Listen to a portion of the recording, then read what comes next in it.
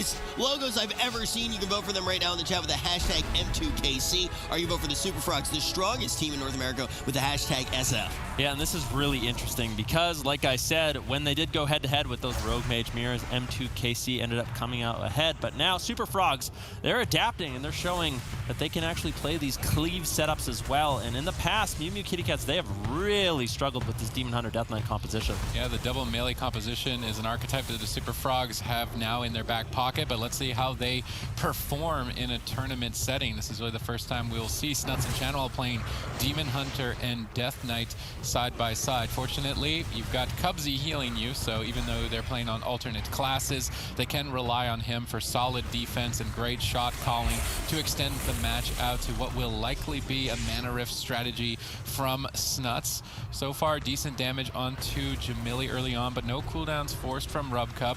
Cubsy's mana not looking like it's in the greatest of situations right now. Snuts getting stunned up as the team of M2KC go after him, bursting him down to half. How is he going to respond? Snuts in position, reverse magic to polymorph on Cubsy. Good teamwork, breaking up the crowd control chain, staying in the fight, now looking to get aggressive. Yeah, it can be very difficult for the Rogue Mage Paladin setup to get aggressive against this composition. What Super Frogs is bringing is a very durable setup. The Demon Hunter and the Death Knight, they provide a lot of self-healing that's difficult for the Rogue Mage to really penetrate through, at least in the early stages of the game before Dampening really kicks in. Chanimal staying on target. Jamili doing a phenomenal job of just avoiding both Chanimal and Snuts throughout. Potentially they could win on mana. We see a swap to Cubsy as M2KC go for a surprise attack. The kill appears to have been denied, potentially. If there's multiple Gladiators Maledicts to follow up after this, maybe not. The anti-magic zone is now faded. The darkness may not be enough as Cubsy barely holds on. Massive cooldown overlap on the side of the Super Frogs, and if M2KC can make a swap like that again in the future, Cubsy could easily go down. Yeah, definitely. With no Barkskin, Ironbark, Trinket, Darkness, and overlapped with the anti-magic zone, things are not looking good here for the Super Frogs. As we've seen, the Restoration Druid is definitely the most vulnerable target. Hammer of Justice out of a kidney shot, and that's it. M2KC really exploiting Super Frogs, maybe not playing this composition at the highest level just yet, and putting in a way who you will be playing against potentially at LAN. But you got to figure this out. You want to have a comp like this here. If they do drop down, they can try something else against other teams that they've expressed their dominance against time and time again. By all means, Super Frogs, splash around in that pond. Let's see what you can do with those little froggy legs. Thing to take into account is we've seen the Demon Hunter Death Knight matchup, particularly into Frost Assassination Restoration Druid. Not with the added damage of the Holy Paladin and the more instant cast, reliable damage of the Fire Mage. So when you calculate that out with your cooldowns, we've often seen that the Death Knight will use anti-magic zone for Vendetta, like this situation, but it may not be enough when you calculate in the extra damage from the Holy Paladin and the more instant guaranteed damage from the Fire Mage, which is why the Super Frogs went down in game number 1, is because they were relying heavily on that anti-magic zone to be enough. Then when they realized it wasn't, they overreacted and committed too much afterwards. In this situation, they've managed to make it through the initial attack with just the anti-magic zone. However, M2KC have changed up their targeting and they're pressuring Snuts a lot more, potentially trying to mix it up and catch Cubsy off guard, but in this position, Cubsy easily denied it. Yeah, Snuts seems completely fine. I mean, if you look at what they traded out, it was a lot. Snuts under fire right now, as the Gladiator Safeguard does proc, but he should be completely fine with that Iron Bark. Actually, a full polymorph on Cubsy. Snuts could be in some trouble. One Gladiator's Maledict connects, the second one. Snuts just dancing around the field right now, trying to escape as much damage as possible. Gets caught into a double Dragon's Breath by Jamili. Good crowd control, but now Cubsy's free. In that opening, like I said, they traded out quite a bit. The Blind, the Vanish, the Sap. Cubsy didn't trade out his Trinket. He's really greeting it. They're trying to punish by putting a lot of pressure on Snuts, and he might actually fall. Snuts is retreating away, and this is a lot of damage from the Mew Mew Kitty Cats in game number 2. They still got Darkness, but they would like to exchange that for something harder hitting than just a crowd control chain. They'd like a crowd control chain plus some cooldown, something like a Vendetta or Combustion. And I do believe that Jamili is playing the cooldown reduction on his Combustion, so he's going to have another one before the anti-magic zone. That could be a big opening for Jamili. However, he's on the back foot. Rubcub needs to recover and stabilize him so he can get aggressive as soon as possible. Then anti-magic zone 20 seconds away from being available. Potentially having to go into the cauterized ice block as he dips very low, looking for a sneaky polymorph. Cubsy able to shapeshift and avoid it. Jamili still being pressured. Rubcub with not many throughput healing increasing cooldowns at the moment. Combustion gets popped in desperation. Anti-magic shield denies any damage on Chanimal. Snuts is able to retreat away and avoid damage by using the Imprison on Roasties. The mana lead is establishing itself for the Super Frogs. M2KC needs some huge hits, and they need them soon. Yes, Nuts under fire once again. Kidney shot into a cheap shot. Vanish Sap on the Cubsy. Is he ever going to trinket? There's the full blind. What are they going to do? Anti-Magic Zone trades out. Cubsy deciding to trinket. He does not want to fall far behind, but now a vulnerable target himself. Snuts, of course, holding onto his Trinket in Darkness. That's an answer for Super Frogs to respond to the next assault of M2KC. If we look at mana, Cubsy with a significant lead right now. I don't really see RubCub ever being able to sneak away for drinks in this matchup either. So Super Frogs, if they can hold on just a little bit longer, things are going to be looking good for them. Preemptive Iron Bark from Cubsy, expecting a Hammer of Justice, seeing RubCub charge across the field. Cubsy predicted the crowd control and denies any damage. Now all 3 members of the Mew Mew Kitty Cats are low on health. Fortunately for them, Avenging Wrath is now available. RubCub can pull the trigger on that as soon as possible, but gets stunned on it for a couple of seconds, although likely to not be under too much pressure, able to catch a big Holy Light, stabilizing the team, although expending quite a bit of mana. They need to try and get something done during this period of time with Avenging Wrath. We see Jamili making a move, blinking in, cross crowd control, looks solid so far. Snuts respecting that Combustion Vendetta, using his Gladiator's Medallion to break out of crowd control, reconvene with the team to reverse magic a Hammer of Justice. Although now Gladiator's Maledict's being committed as well from M2KC. Snuts is just bobbing and weaving, avoiding Roasties. Channel with good chains of ice to hold Roasties at bay. They do survive that crowd control attempt, but now Smoke Bomb is an option for Roasties to find a kill. Cubsy moves forward, gets a bash onto Roasty. Snuts really tearing in right now. RubCub has to play catch-up in this situation, but he's basically with no mana left. He's got a lot of defensive cooldowns he can rotate through, but with no mana, it's going to be difficult to keep his team alive through the consistent pressure of Chanimal and Snuts. Here's an attempt by M2KC onto Cubsy. He responds with the Bark Skin, but that's really all they're going to be able to pull through. There's a short window now, about a 4 or 5 second window where Cubsy will be off stun DR. They can stun him up with no Bark Skin and try to get some pressure rolling, but I think if Cubsy responds appropriately, is in bear form, I don't really see M2KC taking him down. I think Roasty should get in position to switch to Snuts in midfield and drop a Smoke Bomb, try and 100-0 him, reset the Combustion. Uh-oh, we got caught. They make the swap. They actually Smoke Bomb Cubsy, and I'm not the biggest fan. Look at that overlap! Overcommit. What is that? Higher defensive arsenal for just a Smoke Bomb. That was a huge bait that Super Frogs just bit. That was insane. You saw Snuts drop Darkness, Chanimal with the Anti-Magic Zone, Cubsy Trinket out, and Iron Bark. I mean, sure, Smoke Bomb's scary, but that wasn't Combustion, that wasn't Vendetta, that wasn't anything, and that's the mistake we saw from Super Frogs in game number 1 that cost them, so they're going to have to figure out something. Cubsy cannot get caught out of form. Once again, you can see Roasty slowly marching towards Cubsy. He wants to put him in a kidney shot so bad he can taste it, but Cubsy's going to be able to deny and stag for him, and that travel for him just line of sighting him for as long as possible. You can tell that the Super Frogs don't have a calculated plan of defense when facing this composition, and potentially they're only using the knowledge they've seen from other teams in tournaments, but they don't face the Paladin variant calculating that extra damage, and in this situation they overreacted immediately to not fall behind, which means they're left open for a few minutes moving forward. M2KC really need to take advantage of this time and get something going on their power play, but Cubsy once again sees RubCub moving in, activates Iron Bark right before the stun lands, allowing Snuts to stabilize, but maybe not enough. Roasties get stunned by Chanimal. Chanimal taking full control of Roasties to protect Snuts from him.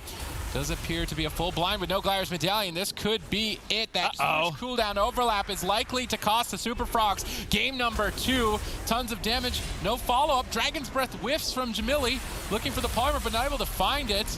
No crowd control chain there by M2KC, but in the meantime, RubCub has drank some mana back to actually have a lead there, although they were looking to end the match at that moment. Definitely unfortunate for M2KC. But RubCub does sneak away for a drink, and his mana is looking healthy. Another attempt here on Snuts, full kidney shot. Do they have the damage? Jamili holding on to that Combustion. Good pressure here, full Hammer of Justice on the Cubsy, but with no Trinket. Actually, his Trinket just rotated back up, so right now Super Frog's feeling relatively safe. Anti-Magic Zone's back, Cubsy's healthy, Chanimal's healthy, Snuts Trinket coming up in 40 seconds. Superfrog's basically rotating through all their defensives once again, and now M2KC, once again, they have to try to find an opening. Could they potentially win this on mana?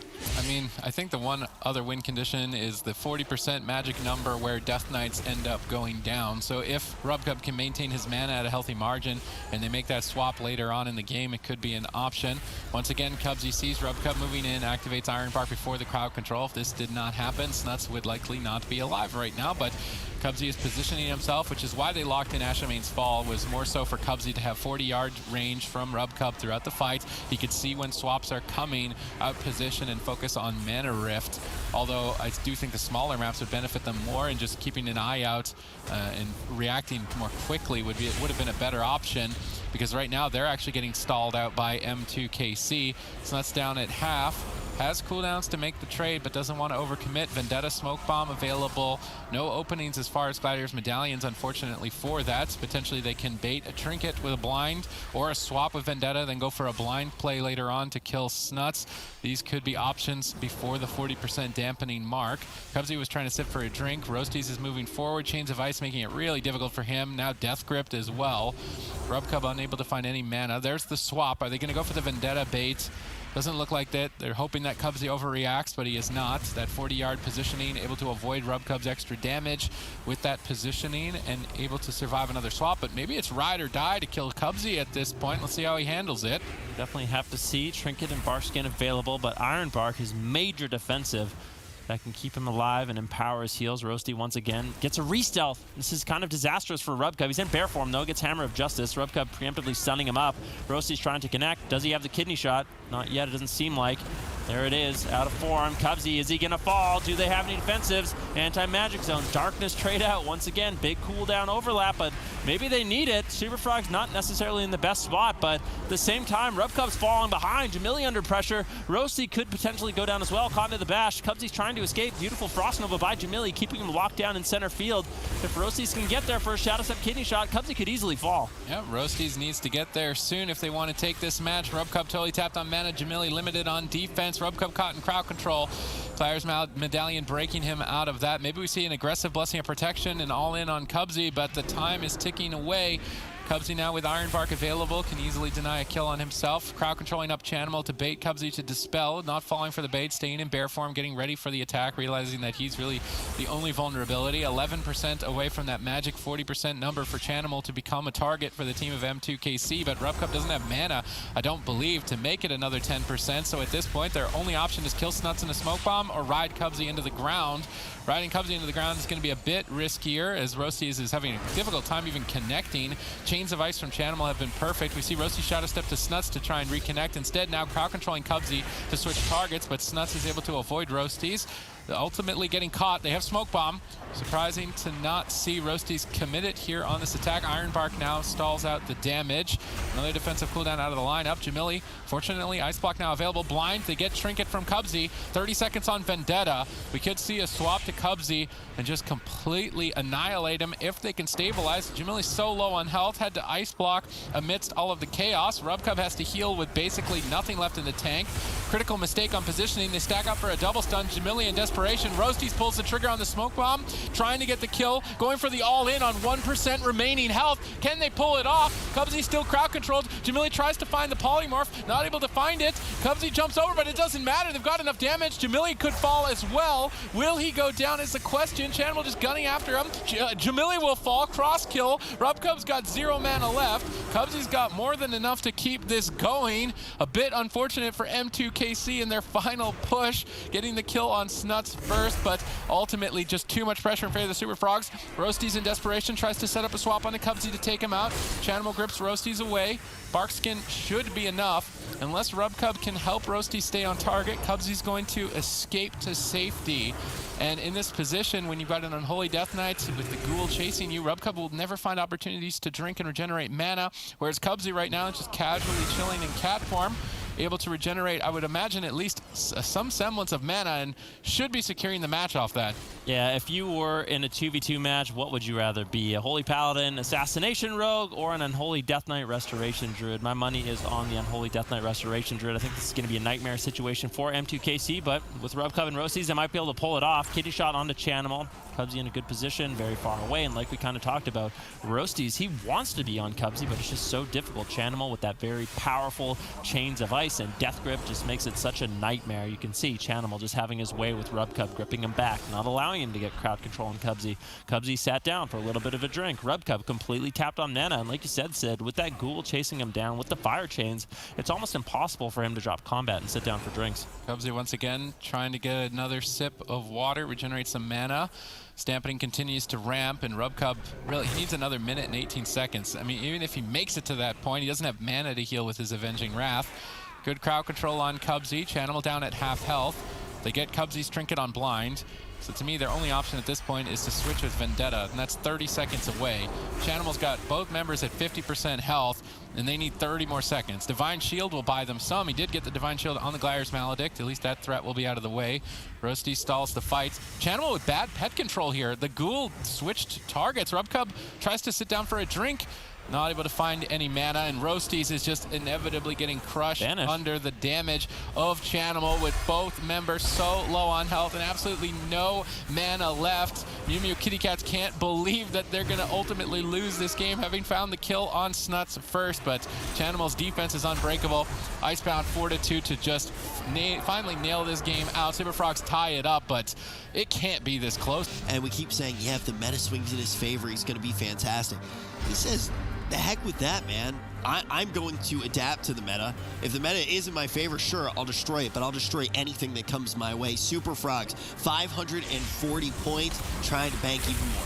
All right, I'm curious why we see Super Frogs going for the large maps and then M2KC going for the small maps. To me, it says that M2KC want to play aggressive and constantly go after the healer.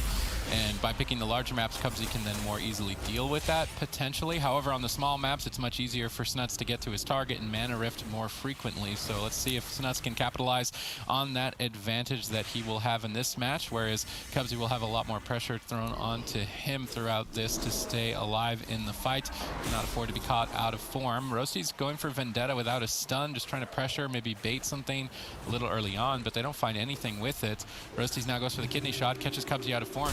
Double Frost Nova. Good crowd control by Jamili and Roasties. Excellent teamwork. Cubsy dips very low on health. How are they going to commit to the situation? Darkness now used as well. Will it be enough for Cubsy to stay alive? We've seen this situation in the past, and it may not be the case. M2KC take game number 3, going face. Oof. Now making his debut here on Palverone Arena. Well, he's got 3 or 4 classes that we've seen look really strong on the tournament level. Jamili, obviously somebody who can multi-class. You look at RubCub, and it really just is one of those things where how many specs can RubCub play? Bit of a yikes moment for RubCub, getting caught in Hibernate in that Ghost Wolf. Definitely wants to be shapeshifting and avoiding that. Good punish by Cubsy early on. They managed to bank Glaire's Medallion from RubCub. Could be an opening to switch to him now moving forward. Chanimal, in the meantime, is ramping up his Infernals, but being pressured quite heavily, and that double Dispel could be throwing Cubsy for a loop. Chanimal now fully ramped, looking for big Chaos Bolts. One Chaos Bolt gets dispersed instantly by Jamili, respecting that ramp that Chanimal has been building for some time. I think that's more than a fair exchange. However, was overlapped with the Earthen Wall Totem. The defense of M2KC, I would say, is being managed decently well, but could be slightly better. And because of that, we could see the Super Frogs capitalize for a punish. Smoke bomb opportunity maybe onto RubCub moving forward. I'm more curious to see how the mana situation plays out here on Tolvaron Arena, if RubCub can maintain his mana later into the fight. Double Mortal Coil, good setup, and this is where the mismanagement of cooldowns could end up costing M2KC the match as Glaire's Maledicts fly in. Jamili gets bashed in the smoke bomb and likely to go down. Spiritling Totem 1 second away from connecting, and even the slightest error when facing a team. And if this is a true battle of titans. This is perfect. This we're happy about. Just forget everything else that's happened in the series, because right now the Mew Mew Kitty Cats, they are trying to secure a land spot against the #1 team in North America, and it's the best against the best. They are both on their best compositions. This game going to decide the whole darn thing. Right, M2KC going straight for Chanimal here in game number 5. Potential qualification on the line. Cubsy getting sapped at the end of the crowd control chain. Chanimal, will he be able to survive with just the unending resolve on such low health? Rosie's is maybe setting up to swap to Cubsy in cat form. This could be devastating if they are able to nail the kidney shot. They go for the blind. They silence the trinket. Will Chanimal be able to hold on? The crowd control chain was endless. They managed to stay alive, though, without overcommitting their cooldowns. Rosie's, however, with Vendetta, might be able to make a power play. We have to see if RubCub can initiate crowd control. M2KC could win momentarily if they don't respond appropriately. Hammer of Justice secured. Vendetta gets popped, and M2KC are looking to advance in the upper finals. Crowd control secured. No way for Chanimal to stay alive, and M2KC have done it. They're going to stay in that upper final, and this is, if you're the move in the lower bracket now, that class, so I don't know. I really feel like if it goes down to mirrors the entire way, it's going to be a 3-2 series. 91% of you think that the boys are going to assert their dominance. Let's see if you're right. All right, initiation by Never Lucky, but Chun-Li reverses it, using his Gliders Medallion to try and develop some momentum. Valito running that Lichborn Honor talent is going to have more access to frequent defense. Smexen as well running this so that they can trade during these leg sweep attempts. We see the grapple weapon strategy from Never Lucky as they kind of pioneered that to remove the weapon from the Death Knights and remove access to the defensive ability Death Strike, which then allows the Death Knight to heal. A lot of pressure underway here between both Death Knights at very low health. Wave of the Crane activated on either side. Effectively a mirrored game so far. Yep, definitely double leg sweep onto Gorecki and Chun-Li. Gorecki trinkets out on his way to the crane, wants to get some healing rolling as Smexen's low. Paralysis, Smexen could potentially fall. He's trying to kite away, gets the Tiger's Lust from Chun-Li to get a little bit of distance, but running back into the fight, trying to get some counter pressure now onto Valito. Sparks flying, anyone could fall. Gorecki has to keep Smexen up, he's falling low. Now Valito getting low as well. Finally, Smexen topped off, and both teams stabilize. Yeah, Mana looking better for Colo. He's also running Relentless. Chun-Li gets caught into a stun. Crowd control looks solid from Never Lucky in game number 1 as Chun-Li gets bursted barely. Touch of Karma to survive. Smexen now gets grapple weapon. He's going to use the Gliders Medallion to remove that effect and try and Death Strike himself back to full. Colo's experience on Mistweaver may be outdoing Gorecki's. Colo has way more reps on it than Gorecki. We normally see Gorecki on the Druid in this particular matchup. That could be the X factor for Never Lucky, having so much momentum in game number 1. Yeah, Colo, I think he actually mismanaged his port there, unfortunately. Portaled away into the center of the map, so we'll have to make sure that these monks are getting their Transcendence on point, as it is such an important thing for avoiding crowd control, getting out of stuns. It's basically a get out of jail free card if you can't get away. Double stun attempt here from Never Lucky on a Gorecki and Smexen. Gorecki tops everybody off. Now Valito falling low. Life Cocoon exchanges from Colo to keep his team afloat. And it's all about the Mistweaver monks making sure they're getting that Transcendence off before they get caught into a triple leg sweep. Nice little interrupt onto Gorecki's Soothing Mist, into a Paralysis. Smexen getting low. Can they take him down? Chun-Li flailing, trying to get some Vivify cast in, gets interrupted. Nice spear hand strike from Zap.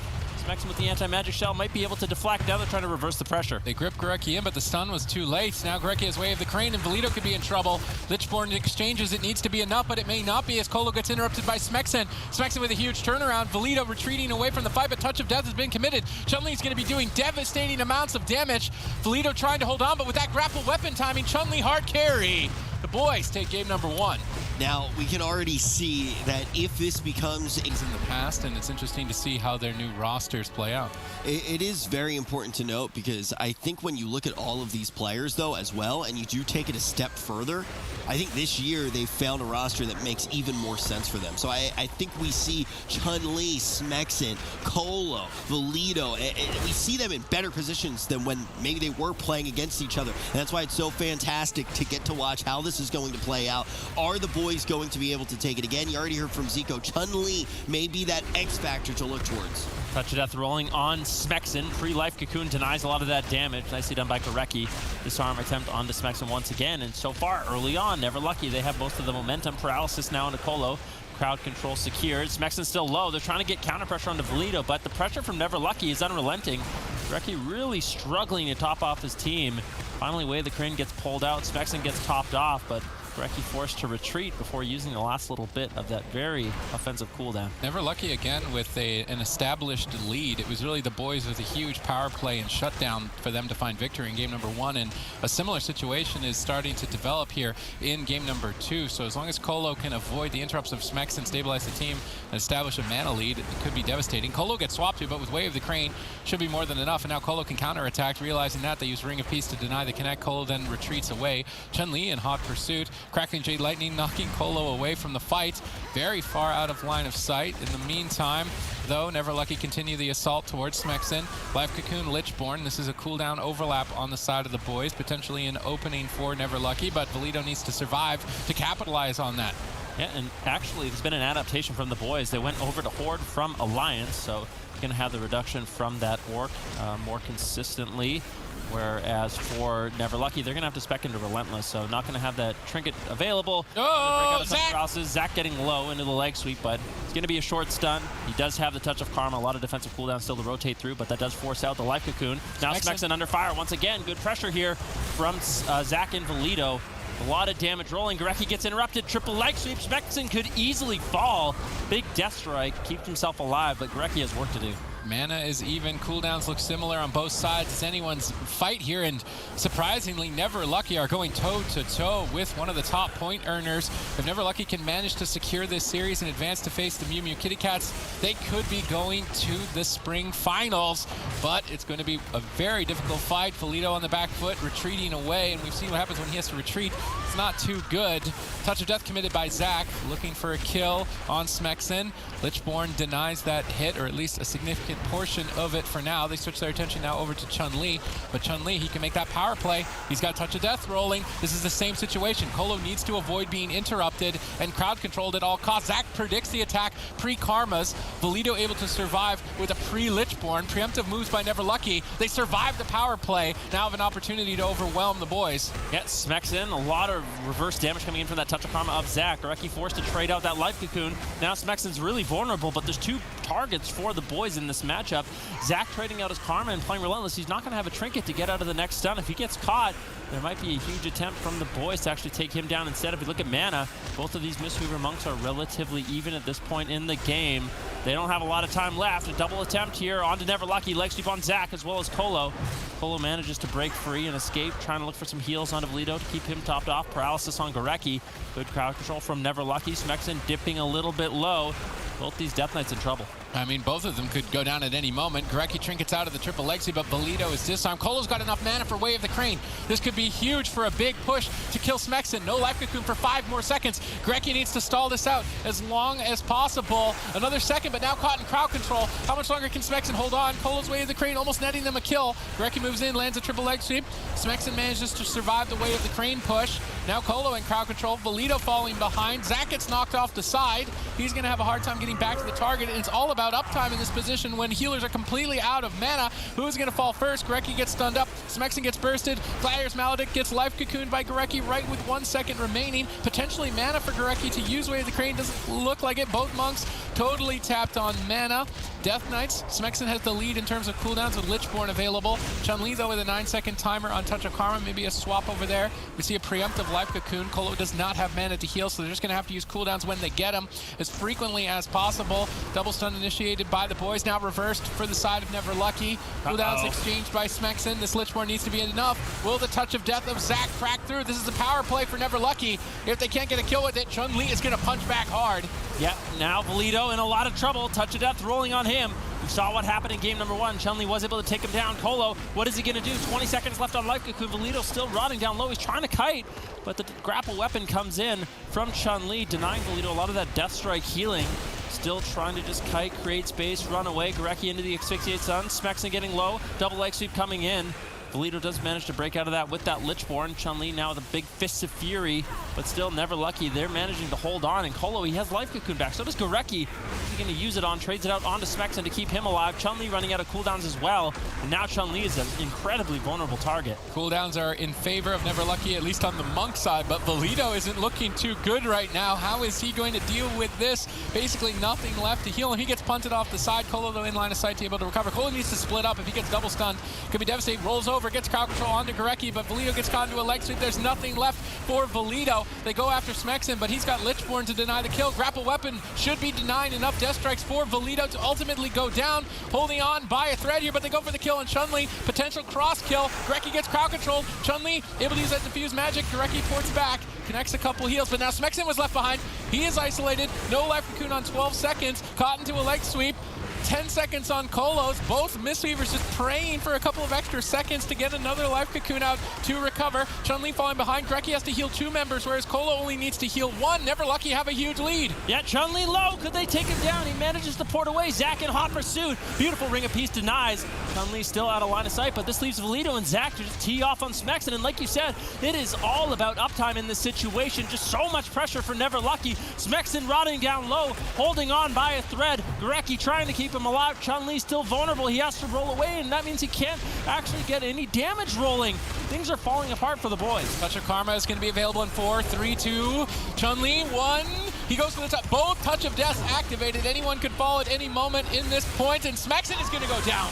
This was a huge domination game for Never Lucky, having pressure on 2 members of the team throughout almost the entirety of the off against the Mew Mew Kitty Cats, who are so close in points to them, with only 20 separating them going into this tournament.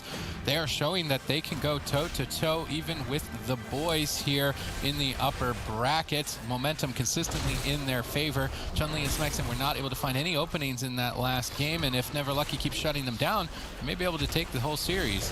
Definitely good pressure on Valido early on. Chun-Li already committing his Touch of Death. A lot of damage going to be rolling here. What is Cole going to do to respond? It's likely he just trades out the life cocoon.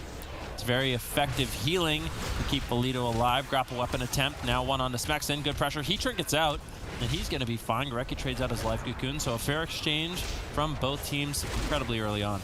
All right, let's see at the mana situation currently. Gorecki slightly behind. Zac gets swapped too. The pressure on 2 members appeared to be critical for Never Lucky's victory in the last game. Potentially we see that adaptation by the boys as well, as they split their pressure between 2 targets, and I'm curious to see which Mistweaver ends up handling that split pressure better. Kolo rolls in, looks like he wants to get something set up, goes for a leg sweep, but only hits Gorecki.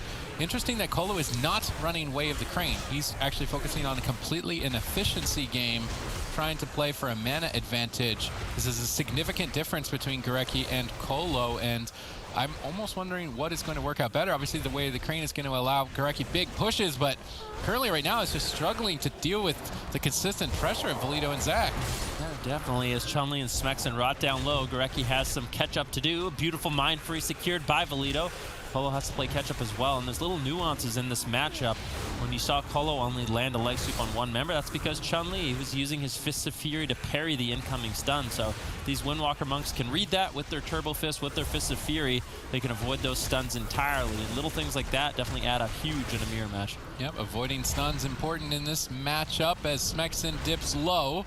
Gorecki's in crowd control, holding out to connect a life cocoon just in the nick of time, but Kolo still establishing a lead with this non-Way of the Crane build. And it looks like Gorecki is the one struggling. Now interrupted by Valido. Good crowd control, and I've really never seen the boys this much so on the back foot before. Yeah, things are looking good here for Never Lucky, and there is just so much on the line for them. If they can stay in this upper bracket, if they can take down the boys, they are setting themselves up for a beautiful match as Smexen rots down low. Pure domination from Never Lucky in game number 3. You can tell just how bad they want it. To go back to the Druid. Oh, I thought Kolo was going to lock in Way of the Crane. I was going to be like, what is Kolo up to? He starts with Way of the Crane, switches over, then Gorecki taking a book from Kolo, or page from Kolo. Kolo switching back to the Way of the Crane, but that's not going to happen. Both of these monks going to be playing a very defensive build in this matchup.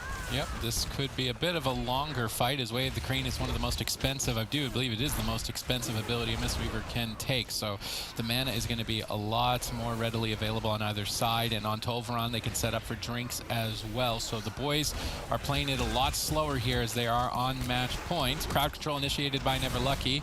Gorecki denying the push with that life cocoon, absorbing that huge hit from Zac entirely, as well as Chun-Li's Touch of Death has been almost entirely negated. We do see a bit of a rush down onto Colo, trying to take him out, but a Ring of Peace, well placed, protects him. Colo fake casts the Mind Freeze, fake casts the Pet Interrupt.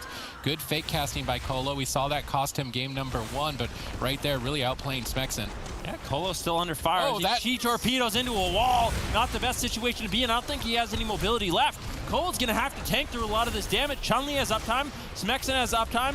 What is Colo going to do? He does have his Transcendence, but he had to use a lot of mana. Surprisingly, Gorecki had to use even more in that exchange, so that's still a favorable trade for Never Lucky. Well, as they go after Colo, Smexen and Chun-Li give Valido and Zac their backs, and they cannot parry any incoming attacks. Smexen gets grapple weapon. Gorecki gets crowd controlled. Solid play here from Never Lucky. Good initiation. Now Colo gets gripped into the fight again, opting to use that human everyman for himself ability to get out of the stun, reposition in center field, and get his team stabilized so they can get aggressive. Mana is slightly in favor of Never Lucky, which if you're the boys on match point, that is not too good for you.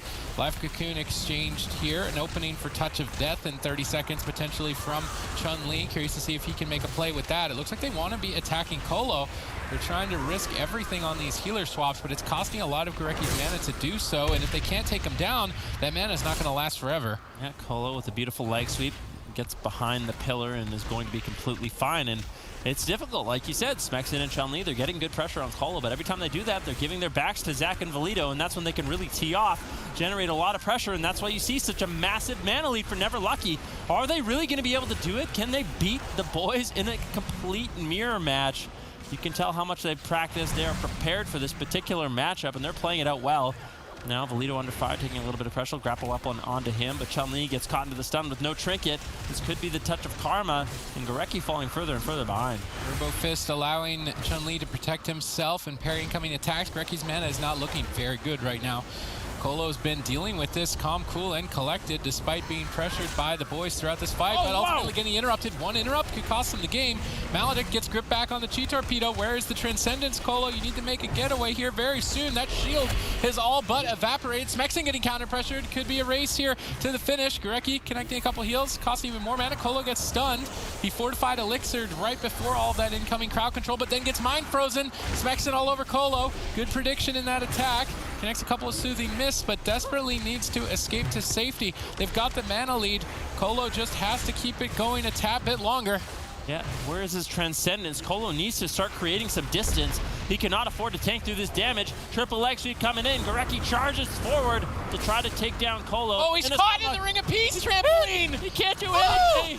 Beautiful setup there by Chun-Li. We are going to get a replay of that because when that is pulled off, have already done something that's quite difficult, and that is go toe-to-toe with each other. Two powerhouse teams in NA. Boys currently sit number 2 on the leaderboards. We're going to see them a little bit later on to close out this season, but Never Lucky wants to be up on the same stage with them. If they can close this out, they'll have their matchup. This is going to be a capital SMORC game, I believe, as both healers are going to be pressured start to finish. Which healer will crack first? It's match point.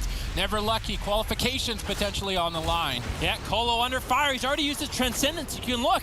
Colo doesn't have any defense left. Gorecki getting low. He Transcendence away, trying to play it greedy. Finally, the Life Cocoon connects.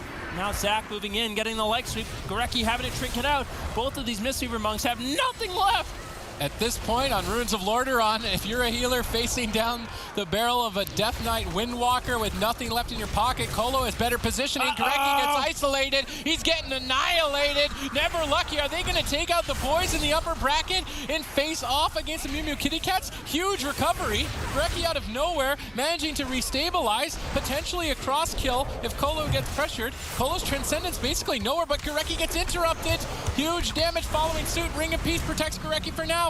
That Ring of Peace misses from Zac. Gorecki now able to stabilize as a result. Colo is down at half health, and now suddenly he's in so much trouble. Interrupted for 1 more second. Life Cocoon connects, but multiple Gladiators Maledicts are absorbing the healing. Wave the Crane likely to be activated on both sides, which is going to boost the damage enormously. Colo manages to stabilize with his Wave of the Crane. Gorecki still has his, but he has no way to get out of a stun. The next stun can close it. Gorecki knows that. He pre-Life Cocoons, but they hold on to the stun, waiting for the shield to fade. Now going for a stun under the DPS to survive. Colo tries to escape, but in line of sight of Death Grip is unable to. Big mistake. Yeah, big mistake coming in from Colo with that Transcendence. Can he get away? He has it off cooldown. What is he gonna do? He's trying to get behind the pillar, caught into the stun. Do they have the damage to take him down? Olo holding on by a thread. Transcendence into the middle of the map. Ring of Peace throws him right back into the boys as they take him down. Wait. Gorecki still doesn't have anything for 4 more seconds if they can stay on target. Valido desperately trying to get there and close it. Grips Gorecki back in. No mana left if they can land the interrupts. Gorecki fake casts the Mind Freeze. Ring of Peace gets him knocked into the wall. He's still low on health. Zac portals in, gets stunned. Gorecki connects 1 heal.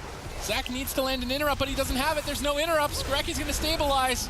Valido is going to fall. And the boys keep it together all the way throughout. And now, if you are the Mew Finals, let's see these 2 top teams go head to head. The gates are now open. Where have we seen this composition before? That's true. And maybe that is the matchup that M2KC really wanted into the Super Frogs. Maybe the Super Frogs was looking to set up this Frost Mage, Destruction Warlock, Restoration Druid. And M2KC, Method Orange, they do have a solid answer. I could definitely see this working. All right, let's see how they can play it out. Sam I Am finally being utilized here. We didn't even see him on the top 3 compositions played by Method Orange on their stats page. So potentially an opportunity for Sam I Am to come in clutch for the team of Method Orange. Decent aggression on Wealthy Man early on as Iron Bark has faded. The defense is no longer there, but Sam I Am has been pulled into center field, and Sea-Doo looks to deny a kill there by dropping there the wall to him. Nice Death Grip into Psychic Scream. It's not very often we see the Death Knight paired with the Shadow Priest, but the Death Grip to pull opponents close to the Shadow Priest for crowd control is definitely a deadly strategy. We see a bit of cooldown overlap early on from the team of Method Orange in exchange for Channel's Infernals, with having committed the anti-magic zone and the dispersion. This is a mistake that we saw from the Mew Mew Kitty Cats as well when facing the Super Frogs, so I'm curious to see if the Frogs can look to punish. Yeah, we'll definitely have to see, and this is the problem. Look at Chanimal. In this matchup, he's just doing whatever he wants, and that is not the best situation for Method Orange. They're trying to pressure down Wealthy Man, take advantage of the fact that Sam I Am can spam Dispel on that Shadow Priest with some of the recent changes to the mana reduction, but if you just let Chanimal do whatever he wants, look at him, just Chaos Bolt into Mortal Coil. Sam I Am getting low. He trinkets out, fades. What is Sea-Doo going to do? There's the Polymorph looking for the Spirit Link, does manage to find it. But things are looking really good here for the Super Frogs. Cooldowns 1 by 1 begin to fall for Method Orange. Sam I Am tagged in and not looking too hot here in game number 1 as the Super Frogs have complete control. Method Orange now pinned down at the pillar, looking to stall as long as possible for vital defensive cooldowns, such as the dispersion available in 17 seconds. But of course, Chanimal does not want to allow that stall to happen, dropping a Demonic Gateway, denying the Death Grip of Mez, able to escape to safety. I would like to see Wealthy Man and Chanimal split up.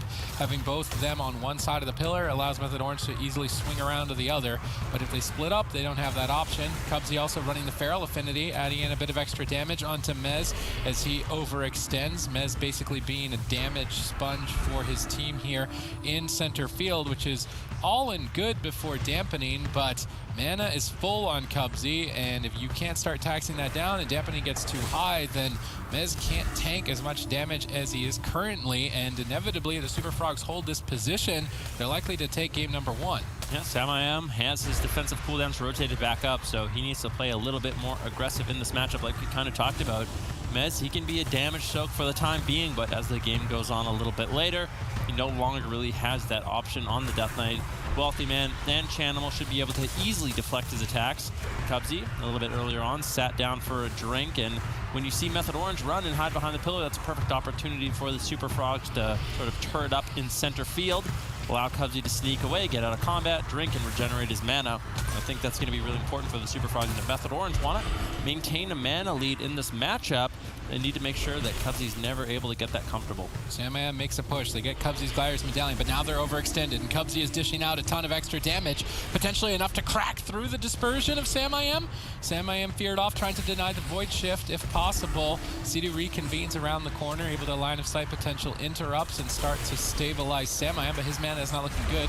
Cubsy is easily relaxing on the other side of the pillar, drinking back to full mana himself. Now, with the next push, basically everything pivots around Sam-I-Am's silence, which is now available should they recover to be able to actually initiate an attack. The silence is very important. You'll see a Psychic Horror into a silence, into a Psychic Scream, and that combination of crowd control from the Shadow Priest with Void Form boosting his damage is when we want to see Method Orange get aggressive. So they jump into Void Form. This could be an opportunity to push for crowd control, but they're on the back foot as Sidhu got caught in a polymorph. Chanimal looks to follow up, potentially with Fears, denied for now by Mez. Sam-I-Am goes for that Psychic Horror as Cubsy overextended to try and add some extra damage. Now as he's overextended, he's susceptible to crowd control. Still not enough to really hammer down too much pressure. I'm curious if the strategy for Method Orange is to try and just do these crowd control setups, burn as many cooldowns as they can, save Sidhu's mana until deeper into Dampening, and then go for an all-in Purge tactic with both the Shadow Priest and the Shaman bringing Purge and try and overwhelm the team of the Super Frogs. This could be potential for them as a strategy, but so far Cubsy is keeping a level head for the late game, constantly looking to get drinks and regenerate mana back to full so that if that situation happens, he can go one-on-one with that exchange. Infernals have landed, and Chanimal looks to ramp. Yeah, definitely Chanimal looking for some damage, and once again, Method Orange in full retreat. Behind the pillar, Wealthy Man dropping a Blizzard, dropping a Frozen Orb, just really tearing in and taxing Sidhu's mana quite a bit. Cubsy, once again, getting comfortable, getting in stealth, getting in cat form. He's sitting down for a drink. Super Frog's going straight to full mana. That's going to give them a massive lead. Mez looking to shut that down. I believe he did do so with the Death and Decay, but I think Cubsy did manage to regenerate more than enough mana. Now full polymorph secured onto Sidhu. Keep in mind, Sidhu's playing Relentless in this matchup, so he doesn't have the Gladiator's Medallion. Breakout of crowd control. All of this crowd control will sit full. Crowd control push for the team of Method Orange looks solid. Once again, getting the Gladiator's Medallion. Potentially even more. Wealthy Man uses the Demonic Gateway to get to safety, and as Dampening begins to ramp, Mez can't play out in center field as much as he is, or else risks his own life, which is likely to be the main target for the Super Frogs. Cubsy trying to re-stealth maybe potentially if he can pull far enough away. They've left Chanimal open for most of this fight, even despite the recent reductions to Destruction Warlocks. Still quite potent against magic damage, which is effectively all of the damage that Method Orange have brought with this composition. Sam-I-Am looks for a Mass Dispel, managed to land it. The Shadow Fury 1 second too late, but they get the follow-up polymorph, and Sam-I-Am still in trouble. Yeah, definitely in a little trouble with Dispersion. Should be able to keep himself alive. How greedy is he going to play it? There it is, the Mortal Coil. Dispersion forced out. Bash, Chaos Bolt, enough. Force Method Orange a little bit scared. Sam-I-Am feeling confident, though. He's going to be moving in. Psychic Horror, potentially into a Psychic Scream, into a Silence, but where's the damage? Wealthy Man seeming to be fine. Finally, Void Eruption going to be used by Sam-I-Am, looking for some pressure. Wealthy Man responds with a Temporal Shield, immediately dispelled off by Sam-I-Am. Silence onto Cubsy, but he left a little gap in the crowd control, and that was enough time for Cubsy to get out the Iron Bark and keep Wealthy Man alive. Mana starting to even out, at least for Method Orange. They've been having a difficult time with the Super Frogs in tournament play. This Destruction Warlock Frost Mage composition is one that they have not been able to find an answer, which is why they are attempting this composition in the first place, the Unholy Death Knight Shadow Priest, trying to take advantage of some of the recent utility mana cost reductions to the Shadow Priest to try and allow some more offensive dispels and aggressive moves with that. But so far, they really haven't been able to crack the code just yet here in game number 1. And as Dampening gets higher and higher, Mez becomes more of a liability in this fight. I'm curious to see if they can take Wealthy Man down before that point in time.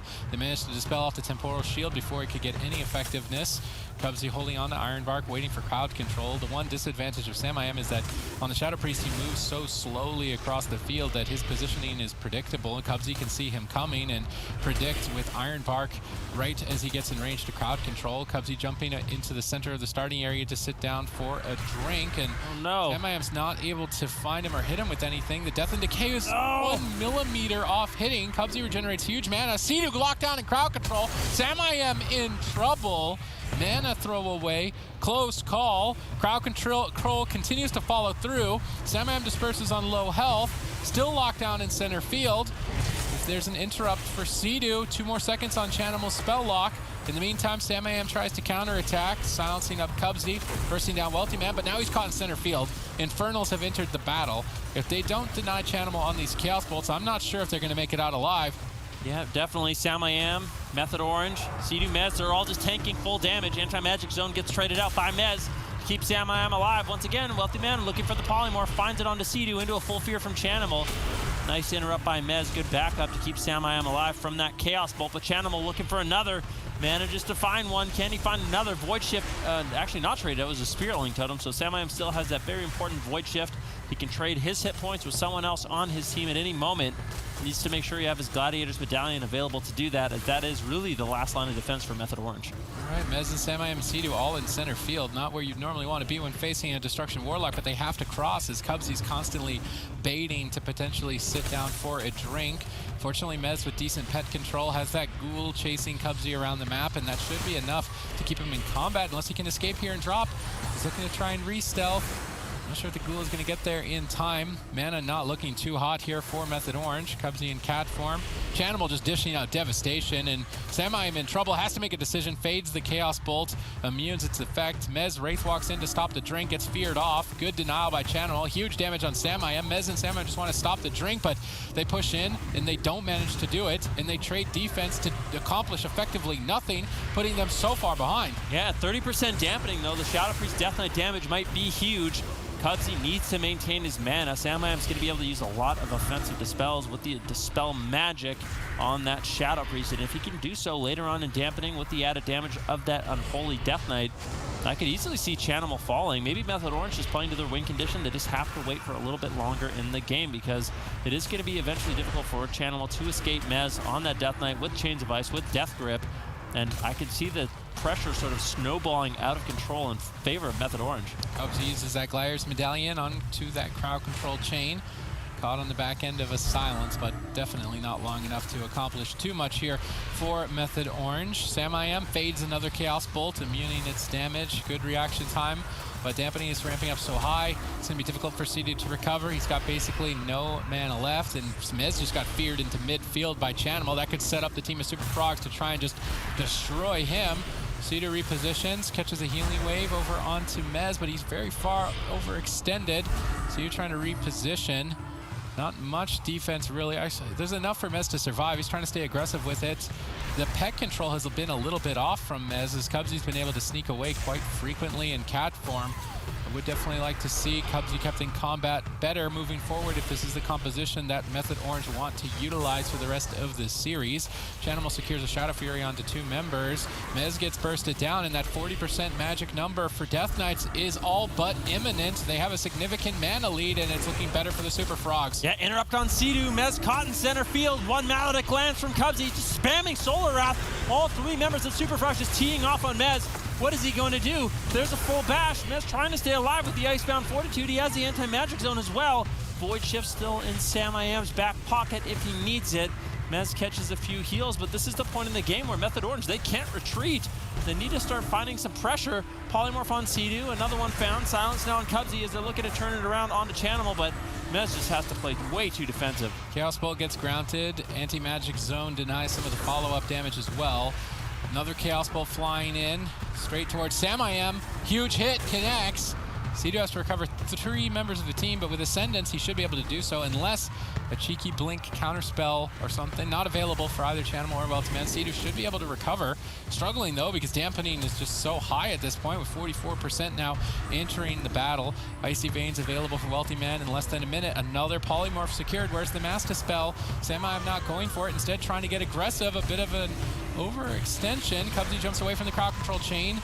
Chanimal still gets bursted. Chanimal in trouble. Iron Bark starts to stabilize him, but Mez is really chopping him up. Samayam falling behind as well amidst all of this.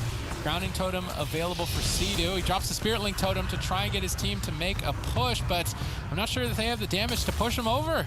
If they can't kill Chanimal here, I don't think they're ever going to kill him. So we're at 50% dampening. What is Samayam going to do? Grip into Asphyxiate, into his Fear, onto Cubsy. Heat Trinkets out, into a Silence.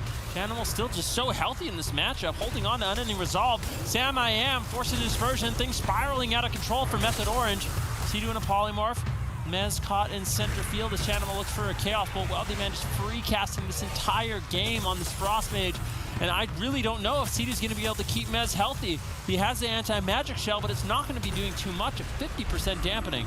All right, Mez, how much longer can you hold on? Sidu totally taps Samayam low as well. There's pressure on Cubsy, but he's positioned far away from the fight. Samayam's getting bursted. Sidu doesn't have much to work with. 2 members below 10%. If they Void Shift, then Sidu could die.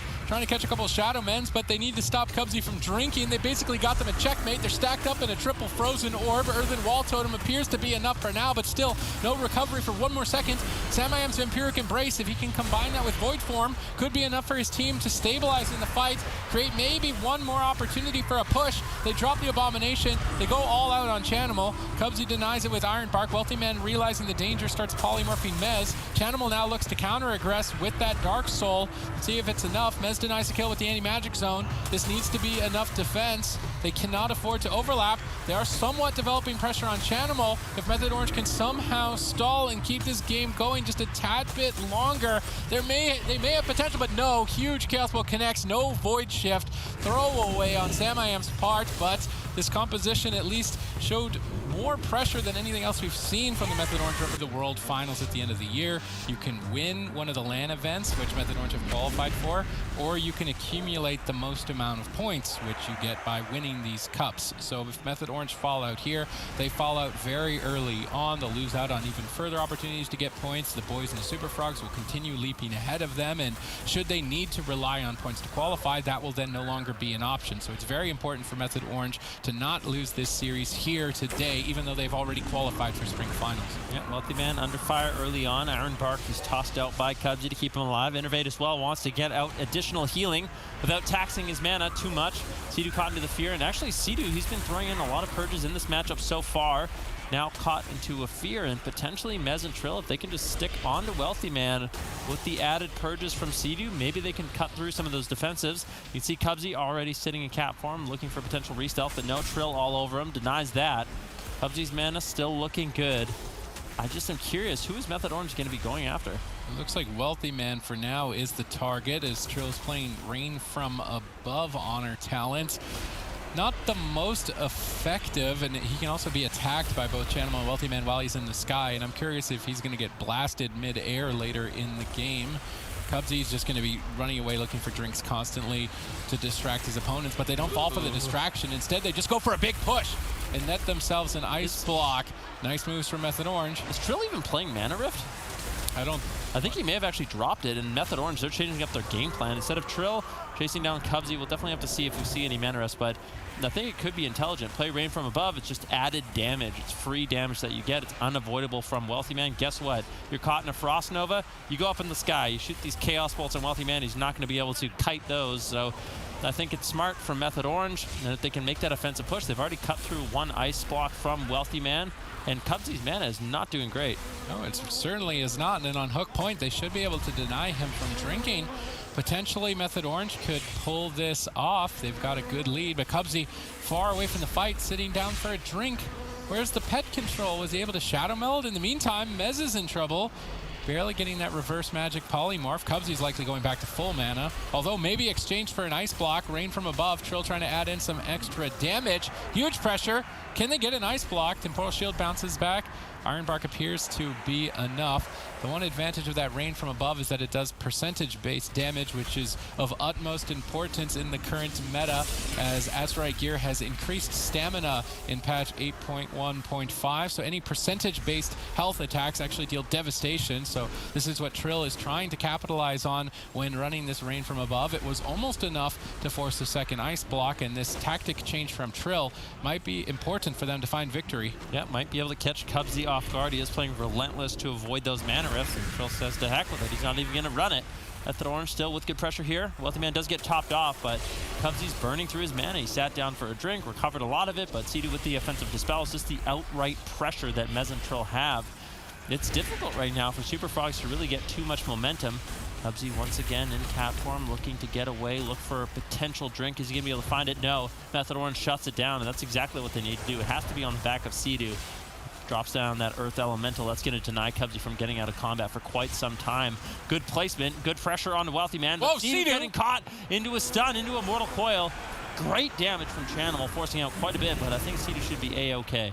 Managed to catch Sea-Doo in midfield and throw a ton of damage his way. Mana not looking too hot here, but Cubsy now gets swapped up and stun-locked by Trill as well. Rain from above is available. Curious to see when Trill decides to commit this for a big push, maybe after 2 blinks if he has no way to connect.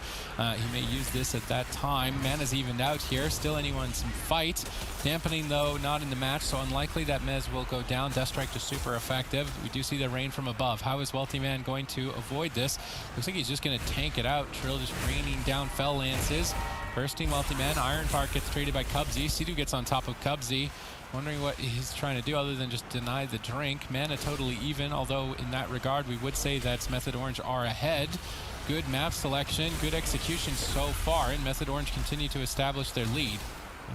Method Orange with a significant lead right now. Sea-Doo hasn't had to sit down for a drink at all. Cubsy consistently having to run away. Mez actually under fire, taking some pressure, but still Mez and Trill without dampening. They're going to be able to heal themselves up quite a bit in this matchup. Cubsy looking to sneak away. Mez denies it. Beautifully done by Method Orange. Really playing into that win condition quite a bit more in this particular matchup as opposed to in the Grand Arena. And I do like the strategy change. I like the composition change. Method Orange switching it up, not really relying on that mana rift, and they're taxing Cubsy's mana all the same, and they're definitely having a lot more pressure on the Wealthy Man. He is running the mana rift. Trill landing another mana rift onto Cubsy, bursting him down with the Maledict play. This is a huge all-in for Method Orange, but now they get deflected by Chanimal, who is ramping up huge. He's going to be doing huge Chaos Bolts pretty soon. Who's he going to target is the question. I'd love to see a swap to Sea-Doo again and try and catch him off guard. He's in midfield with that Ursul's Vortex. Doesn't look like they're going after Sea-Doo just yet. Chanimal's fully ramped up. He goes for the Mortal Coil. Connects the Chaos Bolt with the flurry. They are going after Sea-Doo. He sees it coming. Gets the Astral. Oh no! He's 1 inch out of the anti-magic zone. Chanimal gets denied on the burst. Multiple Gliders, Maledicts, cooldown overlap. Huge cooldown overlap from Method Orange. Sea-Doo still struggling to recover. Counterspell available on both members, Wealthy and Chanimal. Sea-Doo needs to deal with that. Still has managed to recover despite it. Mana now in more favor for Sea-Doo. Cubsy needs to find a way to reset that if they want to find a kill on Mez. Deeper into Dampening. Fear onto Sea-Doo.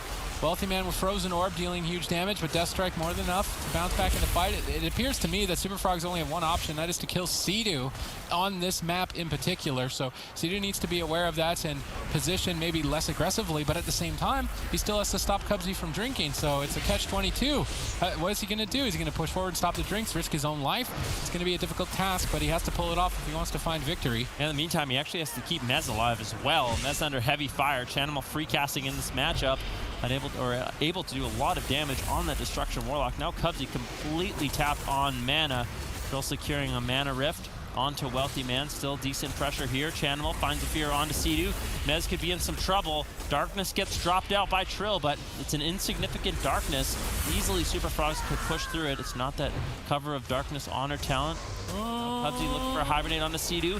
Mez getting low. Wealthy Man taking quite a bit of pressure as well, but Wealthy Man's recovered his cold snap, so he actually has 2 ice blocks available once again.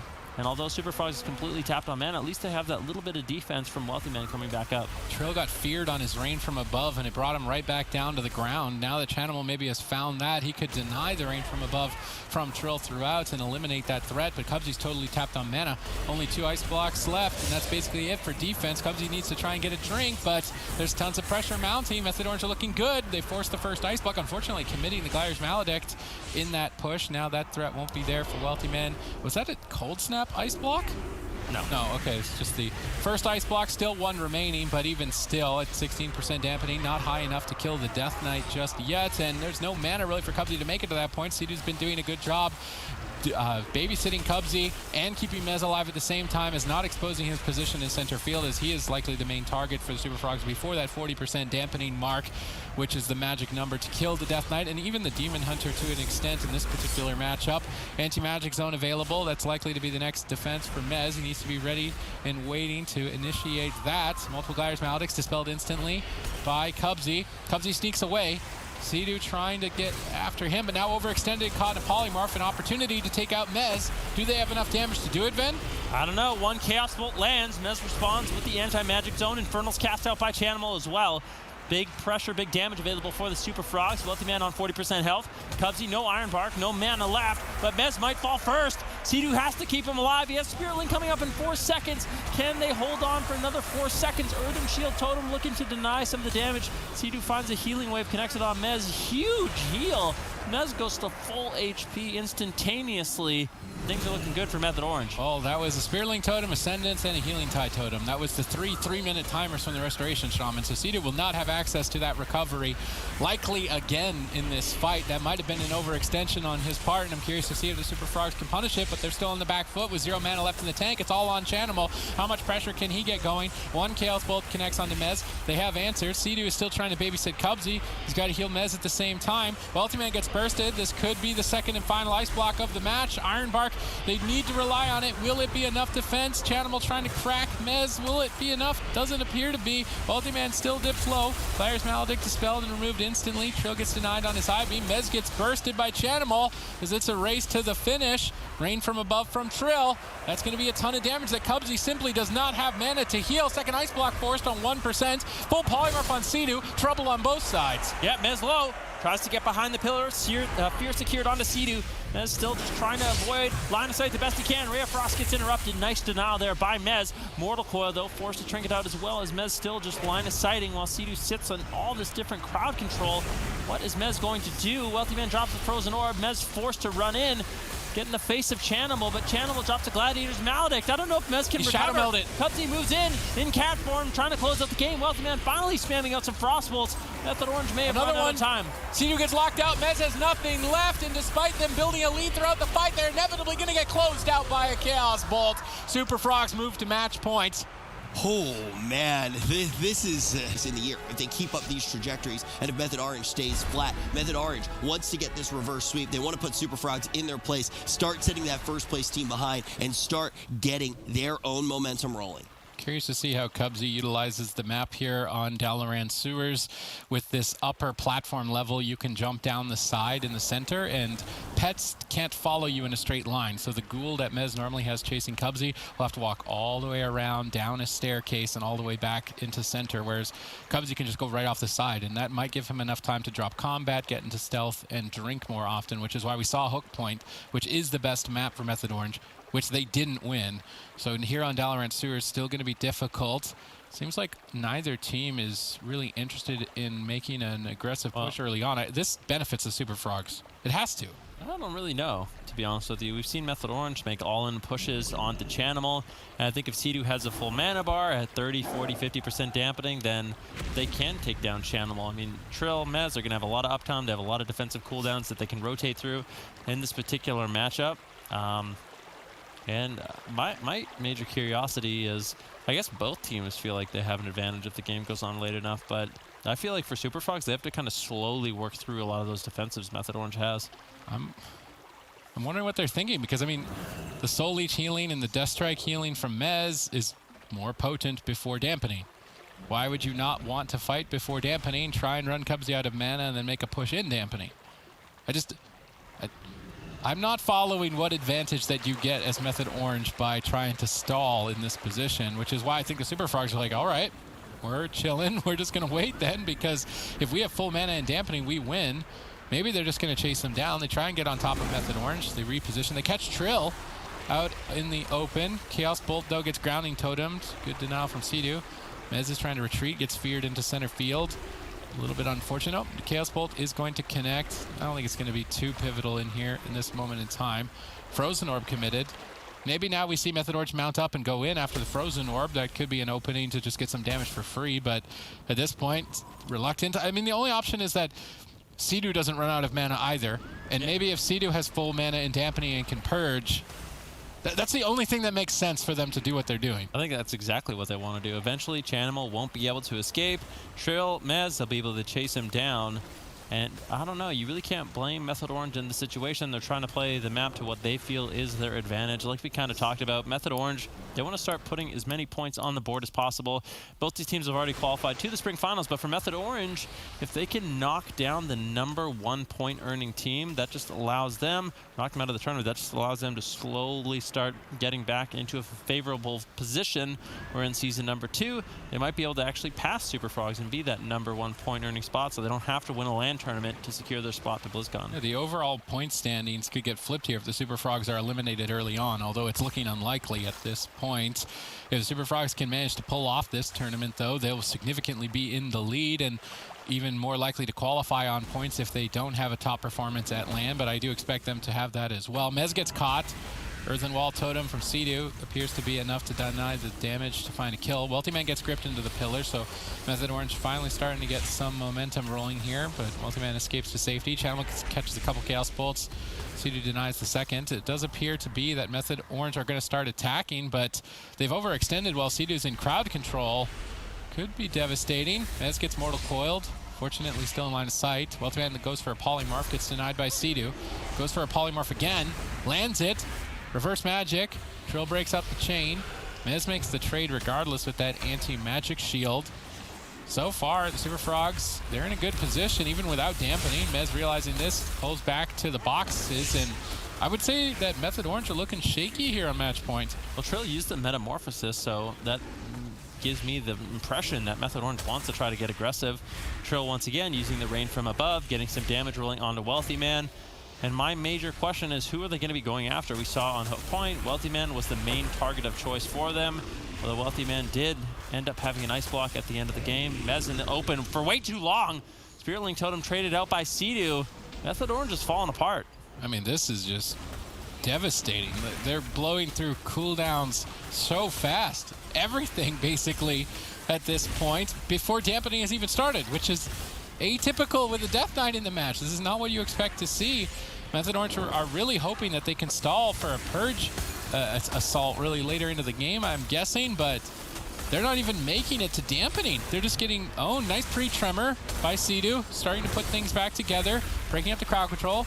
There is dampening. That is what Method Orange have been waiting for, but what percent? How much experience do they have in this matchup? Because you have to be precise with the amount of dampening that you go for that all in. Because as soon as you purge and spend your mana, you're not getting it back. So they need to know exactly what percentage of dampening calculated out for a push to overwhelm them. They need to know what target. Is it the Mage with 2 ice blocks? I don't think that it is. Maybe it's Cubsy, as he's running Feral Affinity. Could be an option. We see pressure on 2 members here. Cubsy's starting to struggle a bit, falling behind on mana. Sea-Doo tossing in a couple of purges already, though, early on. I do think Cubsy may be the target. We saw Trill tossing Fell Lances at Cubsy, softening him up a bit, maybe for a Death Grip into a stun afterwards. That could be an option for Method Orange. Sea-Doo is sitting down for a drink. He's getting mana back. Frozen Orb 1 second too late. They're in a good spot, at least, despite having blown through a lot of cooldowns, effectively throwing them away for free. If Method Orange can at least just clean it up, this strategy may work for them. Definitely could, but this is how game number 2 looked as well, where it seemed like Method Orange, they had a massive lead in terms of pressure, in terms of damage, in terms of mana, but at the end of the day, Mez in late dampening, he's just such a vulnerable target. So for Super Frogs, they just have to hold on for dear life until 40% dampening, or roughly that mark, and that's when they can really start pressuring down Mez. And if he can't stay in the open, if he can't have maximum uptime on Wealthy Man, eventually Cubsy does get a chance to recover. But so far, things are looking really good for Method Orange. Wealthy Man does have both of his ice blocks, but if you look at Cubsy's mana, it's not doing well. Once again, Rain from Above going to be used by Trill as he's looking to connect those Fell Lances onto Wealthy Man. This could be the first ice block. Polymorph spam on that. Is Channel going to be able to deny any of that damage with Fear? Doesn't look like it. Chaos Bolt going to be landing. Wealthy Man trying to drag Trill and Mez out of line of sight, but Sea-Doo, he's not falling for it. He easily chases and reconnects with his team to back them up. All right, let's see if they can pull it off. They've got a significant mana lead, and dampening is ramping up, and they've shown momentum. And that cooldown blunder that they had earlier is 20 seconds away from basically not mattering anymore. Although in this 20-second window, maybe Super Frogs just pin out a kill and close out the series. Mez ducks around the corner with Sea-Doo, catches a couple heals, then charges out. I'm curious what Mez is interested in going after. It appears that Trill wants to go after Wealthy Man, but Mez was attacking Chanimal. They grip Wealthy Man into the pillar. He just walks it off. He wasn't even snared. He's able to easily escape. They go for a Gladiator's Maledict on that? The Method Orange are so sloppy in this position. Maybe ultimately it won't matter if Cubsy can't regenerate his mana, but moving forward for the rest of the series, they can't afford to play like this on a large map. Cubsy still trying to create some space as he leaps away from Mez's Ghoul. Looking to get out of combat, getting cat form, regenerate some mana, but Wealthy Man is just getting low. Trill's up in the air. To deny, but Trill with a lot of damage. Those Fell Lance is really ripping in. Could be the first ice block, but no. Cubsy denies with the with the Iron Bark. Anti-Magic Zone gets dropped out by Mez to avoid some damage. Method Orange still doing a great job. Seedu's mana's looking good. Wealthy Man not been able to get out too much counter pressure in this situation. Chanimal's trying to set his team up. Lands one Chaos Bolt on Trill. Lands a second. Seedu forced to trade up the Spearling Totem to keep his team alive. All right, Wealthy Man dips low. Still has 2 ice. But Cubsy, is he getting mana? He gets interrupted on Frost. He has to stop the drink to heal, but he doesn't have mana to heal. Devastating moment for the Super Frogs. First ice block is forced. Method Orange have all the momentum at this point. Still with Darkness, Anti-Magic Shield to exchange for a big push if they can just stay on target. Method Orange need to go all out. This is where you have to calculate. Is 23% dampening enough to commit the rest of Seedu's already dwindling mana? The Temporal Shield saves the day for now. Cubsy is still rotting down. Seedu gets feared up, no tremor. Let's see if Wealthy Man can get in there for a polymorph. Doesn't look like it. Fell Lances are crushing Wealthy Man. Too much damage. Method Orange put a point on the board, but moving into bigger zones like Tovaron, I don't think they can afford the mistakes that they make. Big name teams battling it out for that seeding. Yeah, I mean, the Mew Mew Kitty Cats have the dream scenario right now. They just have some of their opponents who are going to knock each other out, and then probably the team that they sent down to the lower bracket clean up the other opponent. Mew Mew Kitty Cats are just waiting for their next game, but first, Super Frogs or Method Orange, who's going to take Tovaron Arena? Wealthy Man gets gripped into the fight early on as Method Orange try to punish that overextension. Wealthy Man able to escape to center field with a blink. Chanimal on left side. Wealthy Man are actually both of them moving to the right side. I would like to see Chanimal Wealthy Man split up, get that triangle going, try and pin down Method Orange. Method Orange realize they're getting closed in on. They're trying to cross center field, reposition. Cubsy catches Seedu while they cross the map. Chaos Bolt connects, and Seedu is likely to be the target, at least before Dampening. Whenever the enemy team of Method Orange crosses into center field, Super Frogs will look to punish. Not too many cooldowns forced on that first crossing. Channel repositioning the Demonic Gateway, and that is so that when his teammate gets death gripped in, he can then use the Demonic Gateway to escape to safety. So good presence of mind on Chanimal's part, making sure that their defense is solid, even though Method Orange are focused so heavily on stalling. Method Orange again trying to cross center field. Cubsy looking to intercept with Entangling Roots. Not able to get any sort of interception there. Seedu's Grounding Totem denying it, but Cubsy does land a stun on Mez. Blizzard holds Mez in position. Nope, not able to sneak away out of line of sight. Catch a quick Death Strike off of the Fell Hunter. Potentially Chanimal should not be running with the Fell Hunter in the fight so that Mez does not have a Death Strike target, but at the same time they want to make sure that they can keep the team in combat and deny any sort of drinks, although unlikely that a drink is necessary unless Chaos Bolts are connecting. Cubsy on this map will be repositioning, drinking, and regenerating mana and looking for a late game advantage through that regard.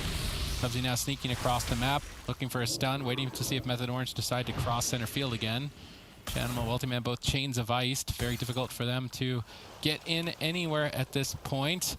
They're just waddling their way over, trying to get in line of sight. They've got them pinned, so they have to make a decision. Are they going to cross center field again, or are they going to stay at this pillar? Wealthy Man, Chanimal closing in, slowly but surely.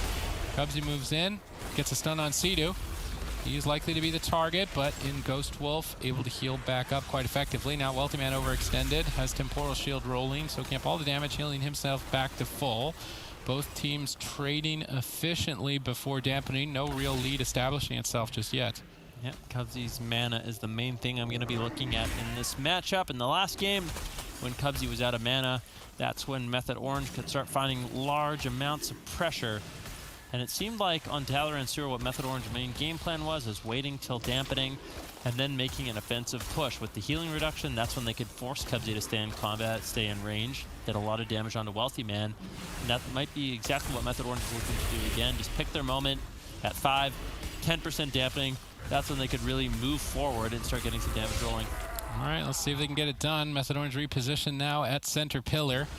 Channel Wealthy Man trying to get that triangle. Cubsy constantly looking for stealth as well to get stuns for the team. Channel, this is better positioning. Wealthy Man far right side, Channel far right, left side. They get closed in and get crowd control, reverse magic. No, it actually just broke to damage. Unfortunate for the team of Super Frogs. Maybe they could have built something off the back of that crowd control, but I like this positioning a lot better. At least one wizard can cast freely at Method Orange. Blizzard Frozen Orb pinning him down. They're trying to escape. Chanimal overextends a bit to try and get some damage out towards the opposing team.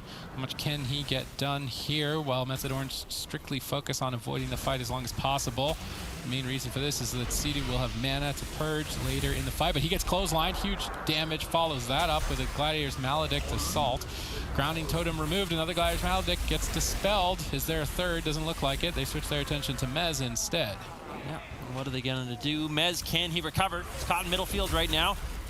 Wealthy Man looking to deny a lot of damage with the Temporal Shield. So as these Icy Veins, Super Frogs, they've been holding on to a lot of their offensive cooldowns, and I think that's probably the best thing that they can do in this particular situation. When Method Orange does decide to get aggressive, that's when Chanimal and Wealthy Man can kind of slap them away with the Icy Veins, as well as the Infernals and the Dark Soul, with very powerful offensive cooldowns.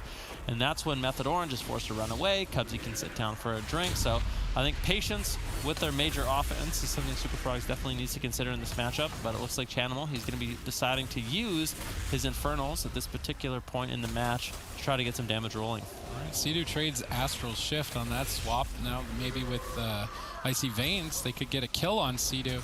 They need to be ready for that. That's definitely an option for the Super Frogs as we edge closer to Dampening, which has now entered the battle. Cubsy's mana significantly lower at this point. The lead establishing itself for Method Orange. Their strategy appears to be working so far, but Super Frogs could turn this game on its head if Sidu even makes one mistake. Yeah, we'll have to see what Sidu can get done as Sidu charges forward, caught into a polymorph. Reverse magic going to be used by Trill to free him up. That allows Sidu to stay on top of Cubsy. And Method Orange, they're impressing me. They're playing the strategy a lot better. Cubsy hasn't been able to sneak away and get the drinks we've seen in the past. Although now Mez caught in center field in Immortal Coil. Is there any damage to follow it up? What is Mez going to do? Sidu still getting caught in midfield with the fear, now into a full polymorph. Cubsy still trying to sneak away, but Mez with excellent pet control keeps him in combat and denies him from drinking. Good pet control so far. Good stall tactics by Method Orange here as they look desperately to advance to a Game 5, as a lot of points are on the table potentially for Method Orange to qualify later in the year. So not surprising to see them do everything in their power to stay alive in this tournament. This composition has been one that they have not been able to find an answer to for quite some time in this first spring season.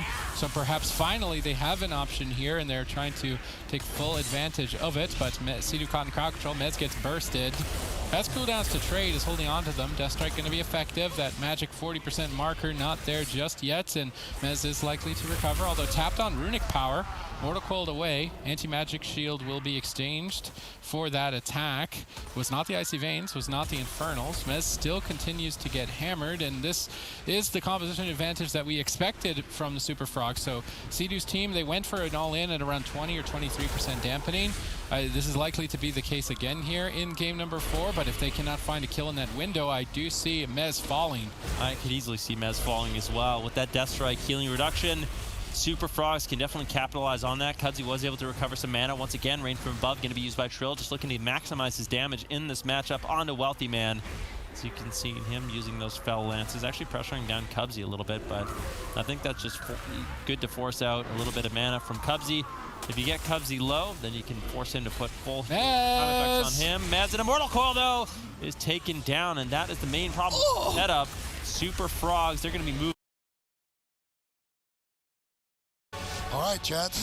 I'm sorry. Chad thinks the move's going to be able to take it even without having that compositional advantage, and that is something that they've been able to do in the past. Never Lucky already took down the move, though. That's the reason that the move was waiting in the lower side of the bracket. When they went head-to-head in this tournament, it was a 3-1 in favor of Never Lucky. Are they going to be able to repeat history, or is all that vamos, all that energy that you're given to the move going to be enough to allow them to pull through? Yeah, we'll definitely have to see what happened. Colo already going to be using his Gladiator's Medallion on the initial blind of Peekaboo. Doesn't want to be falling behind in terms of cooldown exchange. WizKid getting a huge heal there by Upsurge, negating a lot of this initial pressure. Kitty shot used by Peekaboo onto Colo, looking for some pressure. This is something we see from the move often. You'll have Peekaboo sit on the healer, generate some pressure. In the meantime, WizKid gets some damage over time effects rolling onto the DPS, but it seems like once again, Colo's going to be the main focus point for the move. Nice fade on the Gladiator's Maledict. WizKid avoiding that big trinket usage. We do see Peekaboo still pressuring Colo as Upsurge initiates the Gladiator's Maledict onto Colo. Life Cocoon exchanges for that. Peekaboo realizing that defense is not going to be cracked, switches targets, and it appears that the strategy of the move is to hex Valido as frequently as possible, reduce his pressure, attack Zac and Colo, and have Peekaboo bounce between those two targets. That seems to be the priority strategy for the move. Curious to see how it plays out. Colo does not want to get caught off guard. A bit of a mistake here by Upsurge. Hexing Valido, but on diminishing return. Upsurge likely playing a reduced cooldown on Hex, so he'll have to time his diminishing returns better. He cannot afford to have that much uptime on Valido. Yep, definitely. WizKid under fire. Double leg sweep coming in from Never Lucky. If we look at mana right now, Colo does have a decent lead over Upsurge, but like we kind of talked about, with the changes to Purge, as well as Dispel Magic from Shadow Priest, there's a lot of offensive Dispel capability that the move has available. Kitty shot now on Colo, but WizKid getting low. Good pressure here from Zac and Valido. Peekaboo trying to find some winners of opportunity for his team, but Colo's responding quite well in this situation. Valido uses the anti-magic shield, realizing that he's not a damage target, so instead of using that to absorb hits, he uses it to immune the Hex and get more uptime on WizKid. It's all about Valido denying Hex and getting as much pressure on WizKid whilst doing so, ultimately getting Hex. Actually, Gladiator's Medallion used here. Valido wants to end this. Zac under fire and Colo under fire as well, though, amidst all of this chaos. Colo gets crushed. Is it going to be enough?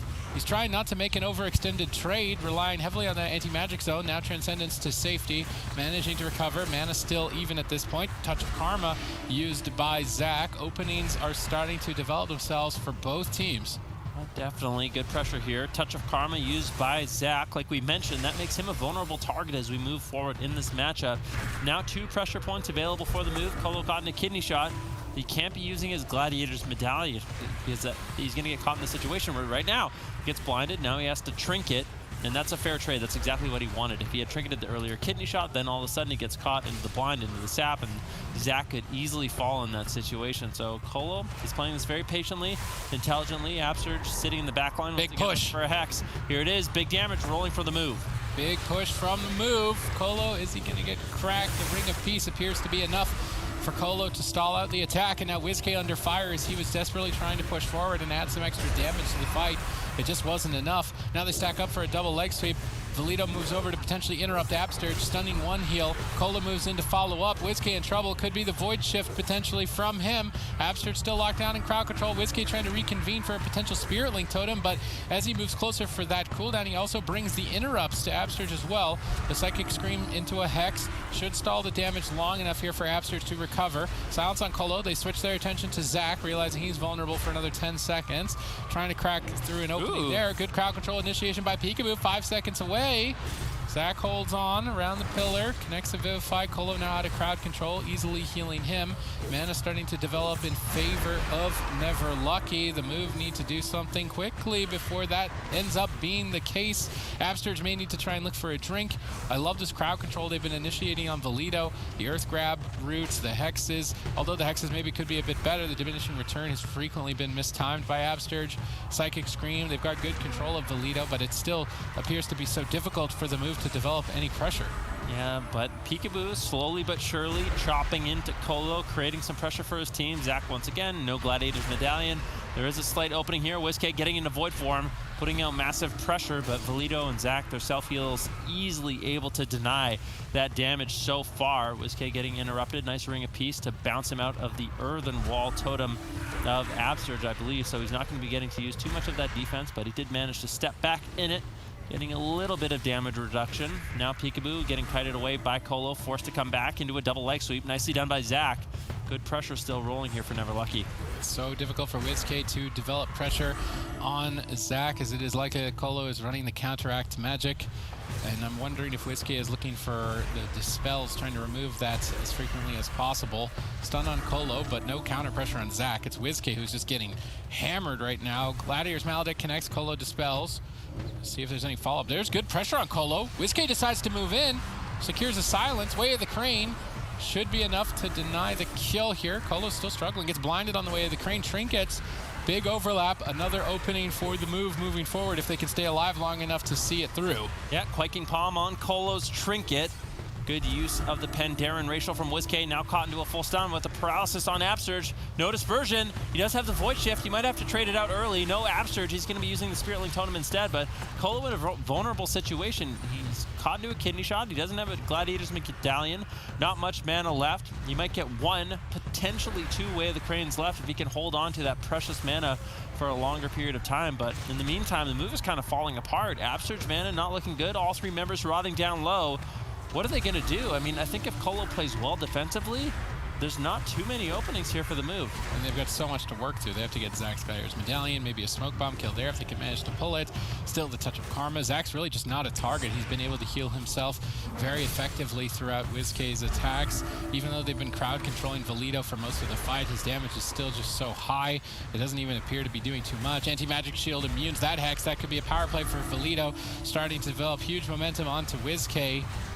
Earthen Wall Totem needs to be enough. They do use the Void Shift regardless. Big overlap there, but they got Ring of Peace out of the defense, so maybe a necessary overlap. Colo's got more than enough to stay alive. There's only one opening, only one opportunity for Peekaboo in 19 seconds with this Vendetta, but even in the past, this opening presented itself and they effectively didn't even scratch Colo, so no mana for Upsurge to purge. I'm not sure if it will be enough, and despite the move's strategic options here, I'm not sure if they've got enough to close it out. If they can pull a Life Cocoon here without Vendetta, it could be critical. If they have enough to do it, he fake casts the Winch here. Colo portals out of line of sight. He needs to hold on the Life Cocoon for Vendetta. He's actually struggling a bit here. Colo's starting to flounder a bit. Peekaboo reconnects. Still Vendetta available. WizK gets gripped and double stun. Big Fists of Fury, Dispersion exchanged. Upsurge with 0 mana left. Pre-Life Cocoon on the kidney shot. Nice read on Colo's part, absorbing a huge hit from Peekaboo. Peekaboo switches targets to Zach. This could easily end up being a cross kill. Both teams now completely out of mana, but I would say that Never Lucky are slightly ahead. Yeah, and we are at 18% dampening. There was so much on the line for both of these teams. Winning game number one is huge in a series like this, and both of these teams are on the bubble. They cannot afford to drop a single match in this tournament moving forward if they want to have any chance of making it to the spring finals. Full blind on Valido, trying to buy WizK just a little bit of time as Colo's almost completely out of mana. Peekaboo slowly but surely working through the mana bar, working through the health bar of Colo in this matchup. WizK moving forward, looking to get aggressive, but WizK, he could be in a lot of trouble. He doesn't have the dispersion for another 40 seconds. Colo's the one that could ultimately fall. It's do or die at this point for the move. They're running out of time, they're running out of options. They got Colo totally tapped on mana, but they are out of mana themselves. Upsurge trinkets, but WizK with not much left in the tank. Vampiric Embrace, but he doesn't have Void Form available, is going to get destroyed in game number one. Never Lucky establish a lead and maintain it throughout, and qualifications potentially on the line. You don't expose yourself. I think Colo is one of the only people on this team that will go down, at least before Dampening. Zach potentially if he makes a big throw, but Colo definitely the most vulnerable, so everything rides on him to stay alive. Well, the move, they managed to heat up late in the season. All of a sudden, they start making broadcasts time and time again. They start pulling down victories, and now they have a real chance to make it to land, but they need to win this. Never Lucky does not want to let up because they're in the same position. Which team is going to get to keep fighting and which team's going to be sent home? Definitely have to find out. Zach in a kidney shot early on. It looks like the move potentially might be going after the Windwalker Monk a lot more, and I can see it. If they can dispel the Renewing Mist of Colo consistently in this matchup, he's not going to get a lot of value out of that counteract magic and have to use quite a bit of mana to keep him alive, but WizK already taking heavy fire. Great pressure here from Valido and Zach. Upsurge getting bopped between two Rings of Peace right now. Not able to really back up WizK, and this could easily be the first dispersion. Qualifications potentially on the line here for both teams as they desperately want to stay in the tournament to accumulate enough points, but Mew Mew Kitty Cat sit in the upper bracket with it. Very easy run up there to try and establish it. The move and Never Lucky have to eliminate each other as competition for that 4th spot, then face the Super Frogs, and then have to face whether it be Mew Mew Kitty Cats or the boys. It's going to be a long day for either of these teams if they want to make it all the way to qualify to the spring finals, but they are battling it out to the bitter end here today to try and do so. Never Lucky continue establishing their lead similarly to game number one with regards to mana and cooldowns, and on this large map. They need to try and expose Colo in center field for swaps, as that is going to be the main target, or then to switch to Zach, try and catch him off guard in a smoke bomb. Double Psychic Scream. So they're trying to bait Colo to move in line of sight to dispel.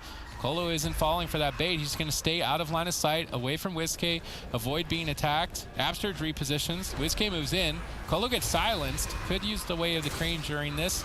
Doesn't appear to be necessary, as he recovers quite easily with crowd control on Peekaboo. If we just look at the situation, it's starting to spiral out of control for the move. Yeah, definitely WizK falling further and further behind. Colo just playing solid defense, and I really feel like he's the only opening for the move.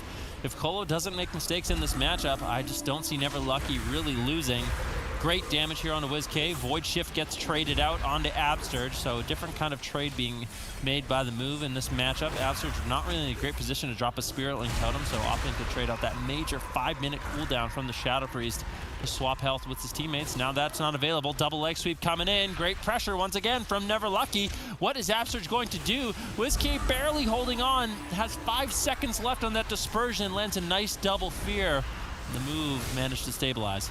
I mean, stabilize. Look at the mana bar of Absurge. It's basically gone at this point, and despite bringing in what I think is their best strategy, crowd control the Death Knight, bounce between Colo and Zach, try to create pressure, they just can't. There's too much healing on the side of Never Lucky. They aren't able to penetrate through and really find too much. Finally an opening, actually, getting double Gladiator's Medallion. Zach could go down in a smoke bomb. Let's see if Peekaboo takes advantage of that. He's going to have to be on point for his team. The crowd control Colo, that could be an option as well. If the moves shift their hexes onto Colo aggressively, it then allows Valido more uptime to deal damage, but they might need that extra crowd control to be able to finally pin down one of the players on Never Lucky. There's the kidney shot. Where's the smoke bomb? They're not even going for it at this point in time. Colo's right next to him. Doesn't appear to be necessary. WizK cannot get there. This is also the drawback of the large map, is that WizK can easily get left behind and have no opportunity to get in line of sight. Potentially the move want to set up drinks. If Absurge can somehow manage to regenerate his mana later into Dampening, then potentially Valido actually becomes a target. They could switch their hexes. They go for the smoke bomb play. Colo tries to get into it. He's getting hexed on his way in. Full hex. Good crowd control rotation from the move. Zach on the run. Peekaboo just gives up on chasing Zach, tries to go after Colo. Colo then transcendences away. Should be able to easily escape. Zach moves in. Good reactions by Zach to survive the smoke bomb attack. Mana at least evening out now for the move, but still a lead for Never Lucky. Yep, definitely Never Lucky in the driver's seat right now. Zach has a lot of his defensive cooldowns rotating back up. Colo with the Life Cocoon, he's going to be feeling healthy. WizK still no Void Shift. Does have Dispersion rotating back up. There's another grip into a double leg sweep. Good combination there by Valido and Zach to start really getting some pressure rolling for their team. And Absurge and WizK are under heavy fire right now. Absurge has to respond with his Ascendants to empower his heals, trying to keep WizK alive. Peekaboo's still on a solo mission, trying to pressure down Colo, but Colo's just not been cracking under the pressure. Zach pre-touch of Karma, the incoming kidney shots. That could have been an opening there for the move. Although now they have an opportunity with Vendetta, but running out of time. Not very much mana left in the tank, and Dampening has just engaged. Colo gets interrupted. Everything rides on Peekaboo. He needs to develop the pressure for his team and set up WizK effectively. WizK's main focus is to just rotate cooldowns with Absurge, survive as long as possible, get some good crowd control onto Valido, and stall it out to give Peekaboo as much time as possible to start building a lead. But it just seems so difficult for the move to even find that lead. Colo gets blinded. If he sits through this blind, that's going to get them a huge, there's no way that he can. He trinkets as soon as the kidney shot is used. He did not want to expose himself to that swap potentially, so that's a good response. But now Colo gets hexed. I do like this adaptation on Absurge's part, switching the hexes to Colo. That could be the one factor that the move can take advantage of to find victory in game number 2. Yeah, and Zach, once again, not really too many defensive cooldowns to work with. Peekaboo looking to line up some pressure on a Colo. WizK under fire by Zach and Valido. He's been getting trained down this entire game, but at the very least, the move is forced Zach to play a lot more defensive in this matchup, making sure he's consistently guessing on his toes, having to run away. But this particular point in time, right now, Never Lucky, they have so much momentum pushing forward. WizK is getting lower. No Dispersion, no Void Shift. Absurge might have to trade up the Spirit Link Totem, but there's no one there to really benefit from that split health totem. And in the meantime, Colo actually is getting pressure down quite heavily by Peekaboo. Peekaboo realizing he's not going to be able to take him down and looks to get some pressure rolling onto Zach and Valido. WizK getting pressured, not much defense left. Earthen Wall, Spirit Link, the last line. Absterge needs to be there, but Colo sat down for a drink, regenerated a huge lead right at critical mass and dampening, and this is spelling trouble for the move. It's likely that Never Lucky put them on match point, and none of these have been really that even close for the move to find victory. They need a miracle. Can they pull it off? They've been in this position so many times in the past and managed to do it despite all odds being stacked against them. Everybody basically in chat, at least 93%, they think the move are going to take it. They have faith that the move will come through for them. But Colo is looking like a pretty difficult boss to beat. Well, I mean, the move is the dream team, but Never Lucky so far in this tournament, 4-1 against the move. And it's looking like it's going to be 5-1. Although Colo is rotting down low, there's still decent pressure here for Peekaboo. Anti-Magic Zone trades out just to keep him alive. WizK having to retreat, though. Another double stun. Valido grips in Absterge on top of WizK. Double leg sweep. WizK getting lower. Spirit Lung Totem trades out. And actually, Voice Shift is rotated back up for WizK, so they still have that major defensive cooldown to try to carry them forward until Dispersion comes back available. All right, Absterge with basically nothing left. It's do or die here for the move in game number 2. They can't afford to go down 2 points. They'll have to battle it back at 2 disadvantaged maps in a row. WizK able to stabilize through the Fists of Fury, trying to create pressure on Zach. Colo's Life Cocoon has been cracked, but Absterge gets crowd control. Void Shift is all that's left. Zach trades Touch of Karma before Smoke Bomb. An opening for the move. If they can survive this overwhelming pressure, there's an opening. They Void Shift the health over to Absterge. He stays in the fight. They need to start dispelling Zach down. Remove all heal over time effects. Shadow step over. Go for the smoke bomb. Big power play. Try and take him out, but they just can't make it. WizK's under too much pressure, and Absterge has no mana left. He's in crowd control. WizK holds on by a thread, but if Zach even reconnects for a second, he's likely to fall. Peekaboo peels him away with a kidney shot. They shackle the Abomination. No, they deny the shackle. Absterge has nothing left in the tank. Everything is starting to slip away. They drop the smoke bomb in desperation. Zach immediately retreats out of that, not wanting to throw the game away, realizing the huge lead that they have. Never Lucky are going to keep it calm, cool, and collected, recover around the pillar, then go for a big push. Can the move survive even that much longer to find another opportunity? It's getting dicey. It is, but WizK does have the dispersion. Here's a silence kidney shot attempt onto Zach.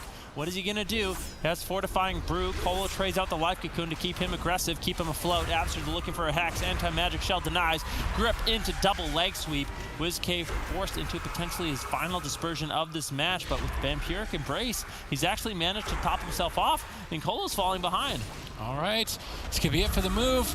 Can they put a point on the board against Never Lucky? They want to battle for that 4th place spot at the Spring Finals. If they lose here, they will not be going to the LAN event. The move, the runners-up at BlizzCon, the all-star Rogue Shadow Priest Shaman battling against the meta, battling against all odds here today to stay alive in the tournament. But I will say, Never Lucky have significantly improved on this roster throughout this season. Despite coming together at the last second, they're looking solid. They've got decent pressure, and WizK will get crushed. Peekaboo goes for the counter kill potentially onto Colo, but he pre-fortified elixirs, the incoming stun, totally denying it, and advanced now to match point. And WizK's death looked inevitable. Completely hopeless for the move. There is going to be a crazy damage window as Ven. The second the camera's off, he's shaking his head. But when we look, there's going to be a crazy damage window that can come in here when they line up all of their big cooldowns. Wings going to be crucial for WizK to get damage rolling as he sets his sights on Zach. Zach, the target of choice here as he retreats away, potentially an all-in from the move if they can keep ramping up this crusade. Never Lucky realizing that's the biggest threat from the Retribution Paladin. They just need to avoid WizK at all costs until this crusade has ended. It's going to be ending here shortly. Zach still avoiding WizK, snared up by Valido. Good defensive posturing from Never Lucky, not throwing away anything to this initial burst window. Really no major defensive force just yet. Freezing Trap gets stalled by leg sweep. Zach still taking a ton of damage. He tried to eat the Freezing Trap, wasn't able to. Retreats around the corner, but that Claire's Maledict is absorbing a lot of his support. Touch of Karma. Are they going to go for the Blessing of Protection? Doesn't look like they want to overcommit that lineup just yet. But now with the safety of that Touch of Karma, Jellybeans is on the defense. Yeah, definitely. Jellybean's having to play a little bit defensive here in this situation. That's one of the things about the Hunter is you don't have that same kind of self-healing a lot of these other classes have, and that's why they're so vulnerable. Abster's definitely going to have to do work. Jellybean's just falling further and further behind. Blessing and Protection gets traded out. WizK throwing in some heals. That is not the situation you want to be in as the move. Colo got trapped up, but unfortunately the move was just forced so defensive they really couldn't get anything rolling. Not able to. Also, another advantage of the Retribution Paladin is that Blessing of Wisdom from the Retribution Paladin. So you may be able to actually out-mana the Mistweaver Monk if they can stay alive. Maybe there's opportunity. Jellybeans takes a huge hit from Valido, recovers immediately. Abster's Gliders and Dalian was using that exchange, but they've got crowd control. Zach on the run once again. I can't help but feel that this map is backfiring. Zach on this huge battlefield is able to just Transcendence away and avoid all the damage during the freezing traps. Perhaps the move should have gone for something like Ruins of Lordaeron. Maybe they were hesitant. I mean, they're on match points. Their qualifications are on the line if they lose this. So they wanted to go for a safer pick, but it actually is benefiting Never Lucky more than them. Yeah, what are they going to be able to do? This is so difficult for WizK to actually have uptime on a target, especially without the Blessing of Freedom. He's just caught in chains of ice.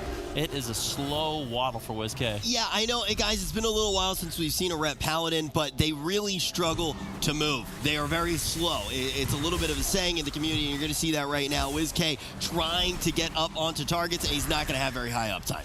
All right, WizK connecting to Zach. Colo trades Life Cocoon for this initial assault with Crusade, but then they could switch targets, perhaps. Abster's recovers, but expends a huge amount of mana to heal through this attack. Crusade is maxed out, but WizK can't connect. Blessing of Freedom.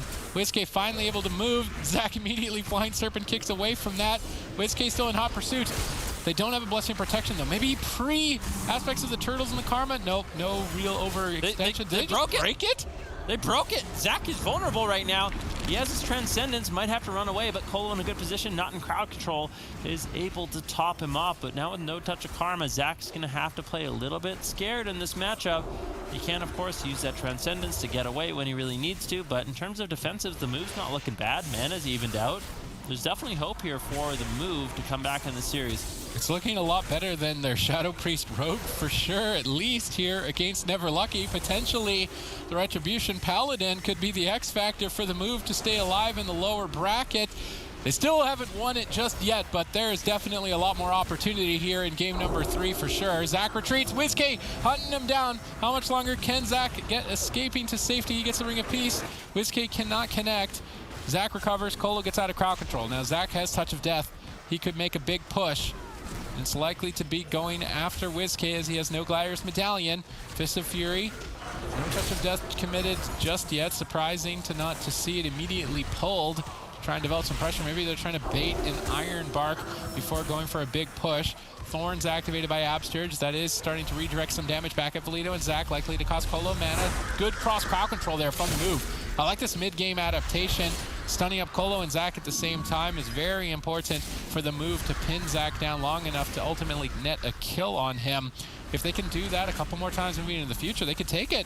Mana's starting to establish itself in favor of the move. Yeah, WizK, honestly, there hasn't been that much pressure for Never Lucky in this matchup. We talked a little bit about how the move is struggling to take down Zach, but Never Lucky really hasn't been able to get anything done against the move so far in this matchup. WizK caught into a leg sweep, finally a little bit of burst damage, but Zach definitely has to think twice before trading blows with the Retribution Paladin. Turbo Fist will deny some damage from WizK. Valido's still all over him, but Abster's in a good position to get those heals off. There's not too much crowd control coming in from the team of Never Lucky right now, and the move is completely stable, whereas Zach, he's looking a little scared. Hello and welcome everyone from StarCraft. We're on match point between Never Lucky and the move. Both teams attempting to qualify for the spring finals LAN. Never Lucky not looking too good in dire straits here, stunned up for a few seconds. If WizK can connect, not able to make his way over to finally get a kill here against Never Lucky. Potentially this Retribution Paladin could be the X factor for the move in this series if they can somehow swing it back, reverse sweep 3 in a row to keep their tournament dreams alive, to keep their qualification potential still in this tournament. Zach gets bursted, looks to reverse the pressure, but then WizK activates that Shield of Vengeance. That could be dishing out devastation. Colo exchanges Life Cocoon, absorbing that huge hit and staying alive. Mana still too close to call, and it's anyone's match. Definitely big pressure from the move, though. Zach did manage to hold on to that touch of karma. Now a full trap. Zach could be in some trouble. He transcendence away. Back to Colo, looking to get out of line of sight. Tosses some Vivifies on himself. Jellybeans has just been left alone. The most pressure we saw from Neverlucky in this matchup is when they went over to Jellybeans, started to get some pressure rolling, and I think Zach's starting to realize this. And the WizK doesn't seem to be the best target of choice. Absters has been able to easily keep him alive, especially with the amount of off-healing Retribution Paladin has. And my question to you, Sid, is who do you think really has the edge as we move deeper into Dampening? I'm starting to think it's the move. This actually could work for them. They actually have a chance against Neverlucky, despite being down overall. Jellybean's looking to... His pet went down. Oh no! He needs to revive it. He's getting denied on the revive pet. A Beastmaster Hunter with no beast is no master. Jellybeans is getting denied over and over on this revive pet, unable to finish the cast, and it's losing his team all momentum. Is he just going to go down? Aspect of the Turtle finally exchanged. That pet will be revived, but at the cost of his most precious defensive cooldown. Yep, definitely. Jellybean's not looking too good in that situation. Unfortunately for him, Absurge has to make sure he's healing up that pet.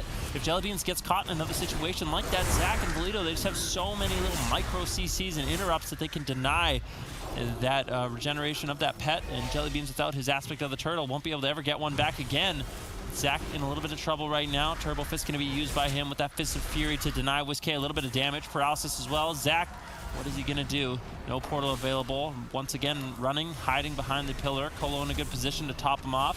Neverlucky completely stabilized, but I kind of wonder, maybe Bolito's going to be an exceptionally vulnerable target in this particular matchup, especially as Dampening gets higher and higher. I think certainly that is going to be the case as we see the move add up their strategy to go after Bolito, now moving deeper into Dampening. Mana still too close to call. Colo has enough in the bank for a way of the Crane, and Jellybeans has no aspect of the Turtle. They could go all three members towards Jellybeans and crush this game outright here momentarily. Colo secures crowd control, but he's reluctant to go all in. Blessing of Protection keeps Jellybeans safe for now. They need to set up crowd control soon. Stun, where's the freezing trap? Good cross crowd control. Jellybeans lands it from downtown. Huge damage. Zach with not much defense. Colo denies the kill in that attempt with the life cocoon, but with no Gladiator's Medallion is now susceptible. Crusade available in 60 seconds. The move need to stay alive for 60 seconds. If they can do so, they may be likely to take this. Yeah, definitely. Jellybeans putting out huge pressure onto Zach. And it's difficult for the Windwalker Monk because he can't get away from that pet, so Jellybeans is always going to be having a little bit of damage rolling. You can see that Raptor just chasing down Zach behind the pillar in this matchup. Zach does manage to top himself off, but it's going to become more and more difficult. Healing getting lower and lower for both of these teams. If we look at mana, Absurge has a little bit of a lead, but nothing too massive. I wouldn't give anyone a massive favor in that regard so far in this matchup. This is WizK rotting down low as well as Jellybeans. Hammer of Justice. Is he going to land the trap? No, Zach with a beautiful eat of that trap. Colo's not going to be put in crowd control, and now Neverlucky can get aggressive. Look at Absurge's mana. It's almost totally tapped. We're 26% dampening. Momentum is swinging now in favor of Neverlucky, despite the lead that the move are establishing. WizK just can't stay on target long enough. Potentially Bolito could be the target of choice. Icebound Fortitude randomly exchanged there for Bolito. There was no real justification. Crusade is now available. That could be a massive blunder that costs Neverlucky the match. I guess they're trading it for Colo to get full mana, but they need to be able to recover. Life Cocoon for now might not be enough. Bestial Wrath and Crusade stacked together is going to be a huge wave of damage. Crowd control initiated. They need to deny the freezing trap. Can Jellybean snipe it despite this dog pile from Neverlucky? Three members on top of each other. It's going to be difficult for him to snipe that freezing trap. Can Jellybeans do it? Maybe he doesn't even need it. Colo retreats away. He can't deal with the pressure. Jellybeans tries to snipe the trap, goes for the snare one. He's denying Colo from casting, at least by keeping him on the move. Bolito's getting owned by WizK. Jellybeans disengages over. If this freezing trap lands, it's going to be it. Jellybeans gets stalled on it for a few seconds. Colo can't heal and avoid the trap forever. Hammer of Justice, but Zach eats it. The freezing trap whiffs.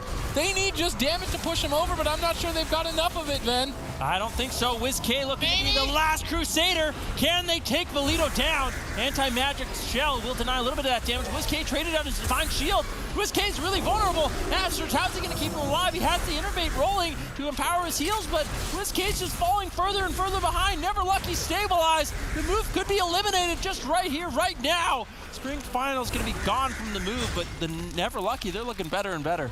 They are, and I got to say, though, to the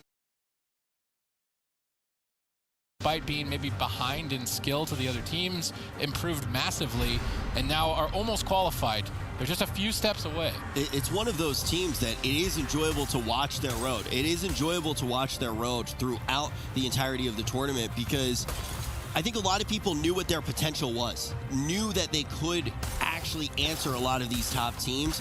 They were able to figure out the code quite a few times. They knew the right answer. It all came down to execution. They've had some bad games as well, like really bad games, really bad series. Then they come out the next week. They're able to beat that team. And they just keep going back to the drawing board, keep improving. Never Lucky is going to face their toughest competition, though, here in the Super Frogs. Yeah, Super Frogs, the #1 point earners in North America right now. And this is a matchup I'd have to put in favor of the Super Frogs. It's really difficult for the Windwalker Death Knight to get any sort of pressure rolling. You can see Wealthy Man getting bounced against the wall with that Ring of Peace, and maybe if Zach and Colo, they can land these consistent Ring of Peace to deny movement with 2 Rings of Peace, or either a Ring of Peace into the wall, that might be something they look to do in this matchup. But Super Frogs so far, the only teams they've really struggled with in these tournaments are teams that are really good at Rogue Mage. Rogue Mage seems to be the one thing that Super Frogs has a difficult time with. That's why they lost to Mew Mew Kitty Cats, but Never Lucky, they don't have those compositions. Chanimal running the Demonic Circle again. This was a talent decision that he made in previous tournaments as well to deal with the Windwalker Death Knights. Although in this current position, he's right next to the Demonic Circle, that green circle next to the pillar. So Chanimal needs to reposition away from it if he wants to maximize its usage. Now trying to drag Valido and Zach into midfield to potentially expose Colo. Valido could be a playmaker as well, running that Dark... I believe he stole his Polymorph with the Dark Simulacrum. So Valido has a Polymorph that he can now use potentially on Cubsy. Grips Cubsy into a stun, but because Cubsy's in bear form, Valido cannot use that Polymorph just yet. He's waiting for him to come out. They use the Paralysis. They could chain it together into a Polymorph, but it's not going to be super effective, unfortunately. That Dark Simulacrum not going to be too valuable for Valido early on. Mana even at this point. Zach gets Gladiator's Maledict committed towards him. Diffuse Magic removes that immediately. Valido then gets swapped to, and this is the main strategy for the Super Frogs. Attack the Windwalker, scare him away, switch targets to the Death Knight, try and burst him down, and deeper in Dampening, the Death Knight just simply can't escape, and that's the main win condition. The only X factor really is Colo's Way of the Crane and Valido's Dark Simulacrum, which has stolen a Polymorph in this current situation, but Cubsy knew it was stolen and activated a defensive cooldown before the crowd control was initiated. That damage reduction cooldown soaked up all of the hits, allowed Cubsy to sit through the crowd control, but not entirely comfortably. Chanimal is still very low on health. Is just going to go down. Unending Resolve has to be exchanged as well. Huge swing for Never Lucky early on against the Super Frogs. Yeah, Chanimal just not creating the distance we've seen him need in the past to survive against a Windwalker Death Knight setup such as this. Now in the blink of an eye, Chanimal, no Trinket, no Unending Resolve, not a lot of defensive cooldowns left for the team of the Super Frogs. Cubsy was looking to get aggressive, but he got Polymorphed by Valido, by that Dark Simulacrum, into a Paralysis from Colo, into a leg sweep, and if we can see Never Lucky sneak in these crowd controls, if Valido can take a Polymorph from Wealthy Man, or he can take a Fear from Chanimal, that's the extended crowd control chain that can be paired with Colo's Paralysis and Leg Sweep to really start allowing them to start generating a lot of pressure in this matchup. So Chanimal and Wealthy Man, they're going to have to be very careful with what they're giving Valido. Qualifications on the line here for Never Lucky. Can they stay in the tournament? They're maintaining their mana well here, which was a criticism that I have given Colo in past cups. Although now it seems like they have a lot more mastery of this composition, are now able to extend the game into Dampening, which is likely to be required for them. Cubsy with Thorns activated is trying to set his team up for some huge potential. Valido sees it, and anti-magic shields absorbing the hits, denying the kill. Colo now free from crowd control. I'm really curious to see when Colo decides to make a maneuver with that Way of the Crane. He obviously wants to maintain his mana as long as possible, so potentially using Way of the Crane before Dampening isn't high value. It's not a guaranteed kill, so he would rather just hold on to the mana later into the fight. Although in this window of opportunity, no one in resolve for another minute and 30 seconds. You would normally expect this to be an opportunity for Colo to make a push. Colo gets seduced by Chanimal, pinned down in midfield. Unfortunately breaks to some damage, but they do get a Polymorph. Good crowd control on Colo, but no damage just yet committed by the team of Super Frogs. Chanimal now activating Dark Soul, looking for a huge Chaos Bolt here shortly. Curious to see if he's actually able to get it. I really don't think he's going to be able to. Chaos Bolt casted, he fake casts, trying to fake out both Zach and Valido, but not able to. Now Colo makes the move with that Way of the Crane. This was the opening with no unending resolve. Chanimal with great precision on that kiting. Demonic circles back, and then uses the demonic gateway to get to safety, buying time for Wealthy Man to control Colo. Now with Colo in crowd control, Zach could be in trouble. He has to use Diffuse Magic, removes the Gladiator's Maledict, and reduces a ton of magic damage on himself, long enough for Colo to leave crowd control and then exchange Life Cocoon. However, this was not the Infernals of Chanimal. This was not the Icy Veins of Wealthy Man. Those are some pretty powerful spells that we could see activated shortly to punish that preemptive Life Cocoon. Counterspell secured. Could be an opening for Super Frogs if they can get anything off the back of it. Doesn't look like they can just yet, though. And Zach trades out his Touch of Karma to avoid that big Chaos Bolt Chanimal had ready for him. Dampening is rampanting at 5% at this point in the game. What is Cubsy going to be able to do? So far, he hasn't been able to sneak away for drinks, which is what we normally see. Although, you can see Chanimal, he is using the Succubus, getting a Seduce on the Colo. That gets interrupted by a beautiful Ring of Peace from Zach. And Zach, to his credit, has been doing a great job playing backup for Colo in this game, interrupting all the Seduce cast from that Succubus with the Paralysis, with his Spear Hand Strike, with his Ring of Peace. And I think if Zach and Vleeto can be on point and deny that extra crowd control Chanimal really has available, Colo can continue to keep them up for an extended period of time. He will be able to keep him up for an extended period of time. Cubsy now tapped on mana and likely to need a drink here soon, but with that ghoul hammering away at his backside, it is unlikely that he will find that opportunity to sit down and regenerate mana, which means Neverlucky have a huge win condition with Colo having so much mana in the tank. Perhaps this Destruction Warlock Mage composition will be thwarted. Perhaps Neverlucky's improvements over time will be enough for them to overcome the top point earner in North America overall. Perhaps this is Neverlucky's time to rise, their opportunity to rise to power, as Rich Campbell predicted earlier on, and who would have guessed it? Rich might actually be right.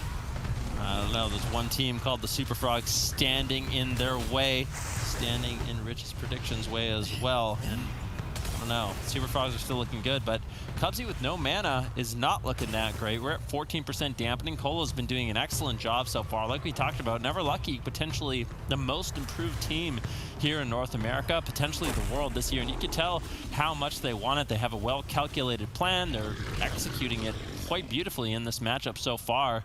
Chanimal, although he has his Unending Resolve, back up, like we kind of mentioned. If they can get another beautiful setup off the back of Vleeto getting a Dark Simulacrum, they can all-in Chanimal and take him down quite easily. All right, let's see if they can accomplish that objective. They've got Ironbark out of the way. They're pressuring for Unending Resolve. If they can get that before Way of the Crane, it'll be pivotal, but they're not finding it.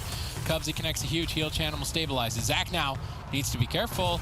Does not have much defense to work with, and he's in midfield facing Chanimal. Chanimal then Demonic Circles away, trying to kite and avoid, drag Zach out of position. Colo in midfield, gets seduced. Could be trouble for Zach.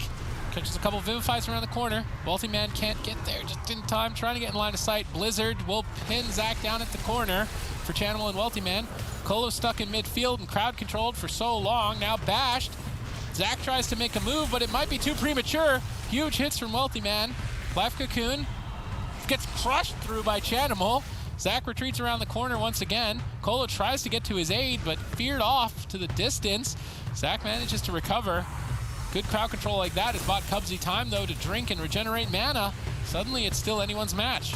Oh, it definitely is. 23% dampening, like we said, at 40% dampening, roughly that number, that's when Vleeto becomes such an exposed target in midfield against a composition like the Destruction Warlock and the Frost Mage. Neverlucky is holding it together. Chanimal getting low, good pressure here. Asphyxiate stun onto Cubsy. And you can see Colo moves in as well, gets a leg sweep onto Chanimal, looking to get aggressive. All three members looking for a push. Chanimal denies the kill for now with the Unending Resolve, but without that major offensive defensive cooldown, Chanimal is very exposed in the situation. He won't have that available for another 3 minutes. 26% dampening. Do you really ever see him getting that back up? Unlikely, but they've got a window. There's no Unending Resolve for 3 minutes. That's a huge window. Chanimal might just get destroyed. Demonic Circle, but he Demonic Circles right on top of Colo. All right, now he gets seduced away, not able to do too much damage. Zach needs to retreat. He's very low on health and does not want to use Diffuse Magic before a Gladiator's Maledict attack, but now he's bashed. If Wealthy Man can connect any damage here, he's got Ray of Frost. The Life Cocoon of Colo denies the kill for now. Chanimal still an exposed target. Mana totally even. It's anyone's match at this point. Valido, once again, with that Dark Simulacrum, could be the X factor. Trying to steal something. What does Valido manage to steal is now going to be the question. Chanimal Demonic Circles, expecting a Polymorph on Cubsy. Cubsy expects it as well. It activates Iron Bark, but it's premature. This could be an opening. If Colo just goes for the way of the crane, they could just knock Chanimal down here in game number 1. Nice. Bring a piece on Chanimal. I want to see another one, but Zach is still low on health. Huge flurry. Wealthy Man just KOs him in game number 1. Super Frogs continue to assert dominance in the North American region. The only thing I like about their comp is the Elemental Shaman. Yep. Okay, well, I will say there was one other composition today that we had a similar visceral reaction to. That lost. But it lost with dignity. And the thing is never lucky. Are they going to lose with dignity, or will they win with a surprise? I'm sure Mew Mew Kitty Cats will be happy if they lose with dignity. Jamili right now is just like 2 inches away from his monitor, just staring at the screen with a smile on his face, cheering. If you win by an inch or a mile, it's still a win. Agree with that, Sid. Small victories are the same as...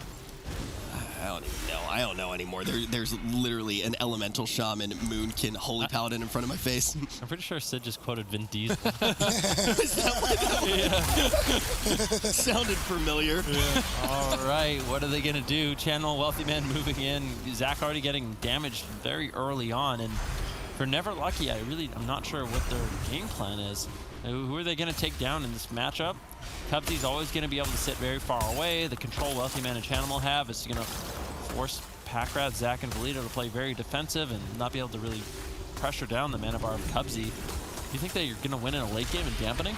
I mean, that's their only win condition, I think, is to focus on instant cast damage and try and avoid Chaos Bolts and Frost Bolts as long as possible, and then burst somebody down with Star Surges and an Earth Shock. That's why I thought this composition on paper, but not so much so with a Paladin, would be at least acceptable.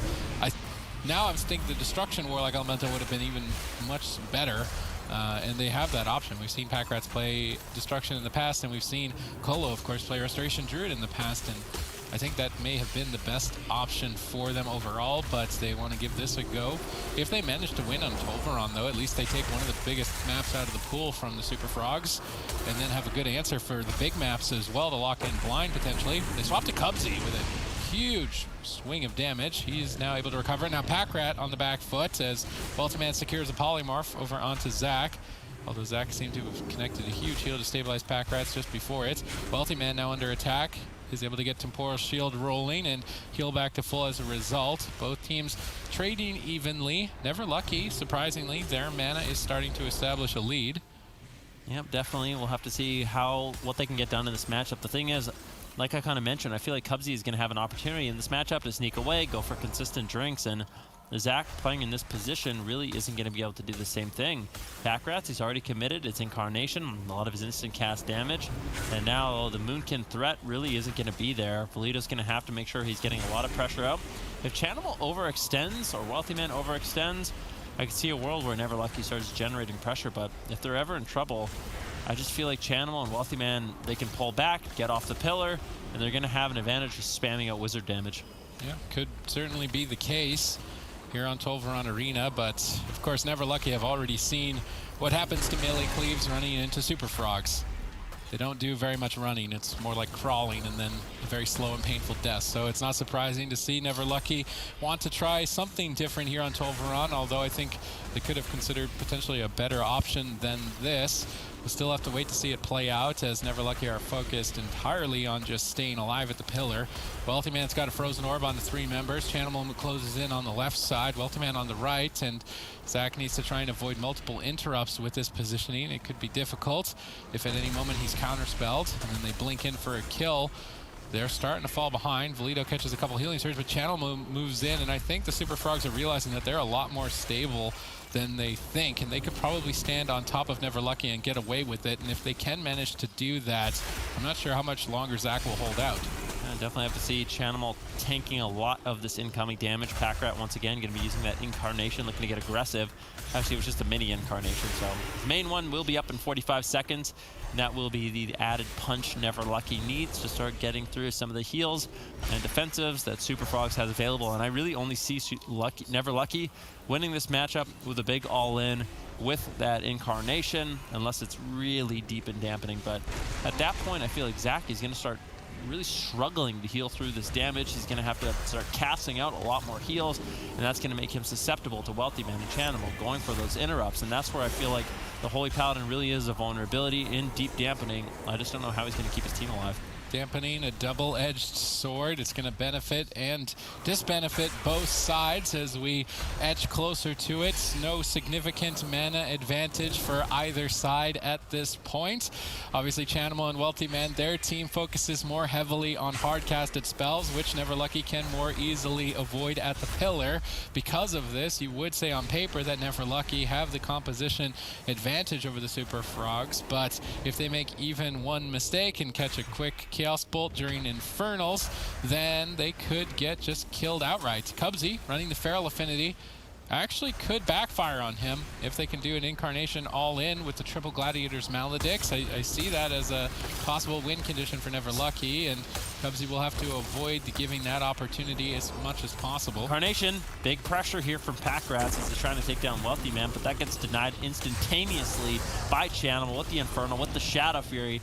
Destruction Warlocks are just such a destructive force in World of Warcraft right now. They have a lot of crowd control at their disposal, and I think with the amount of crowd control they have, Chanimal, if he's able to free cast, can just easily shut down Valido and Packrat, force him defensive. And look at Packrat.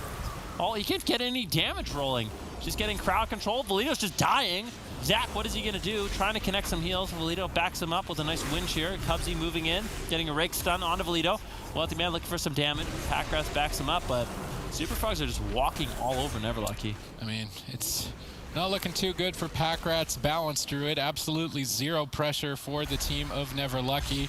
They're not even denting the health bars of Super Frogs, let alone even working down the Cubsy's mana. There's really only one moment in time where the Super Frogs even need to be wary or even respect the damage that Never Lucky can dish out. That is during the Incarnation window. Finally, some damage at least on Chanimal, but a double Mortal Coil could completely disengage that situation. Zach could even be attacked here from Chanimal if he wants to. Packrat's just getting slapped by Wealthy Man in midfield. Zach can't connect any heals. He's caught in crowd control, and this composition is absolutely not working for Never Lucky. The chain gets dropped. No, they followed up. One more polymorph. They need a bash.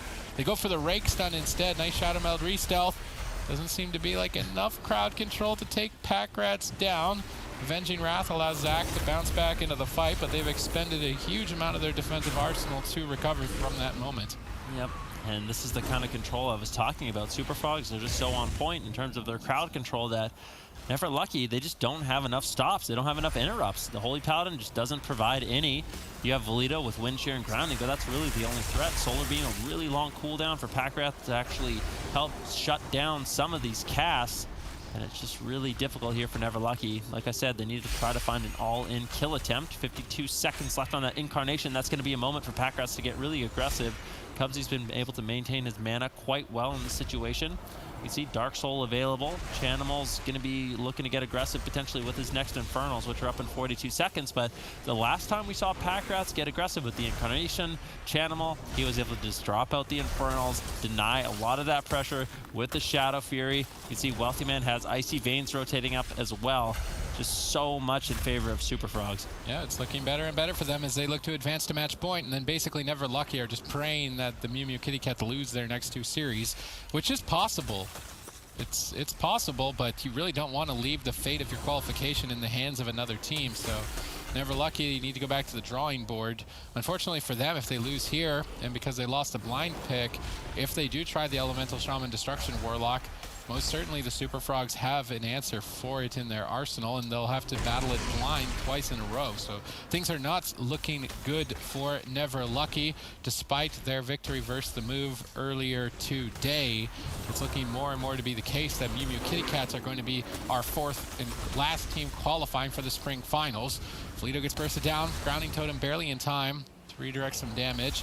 Packrats is still just not getting any counter pressure outside of Incarnation. Everyone at full health, although Incarnation is available.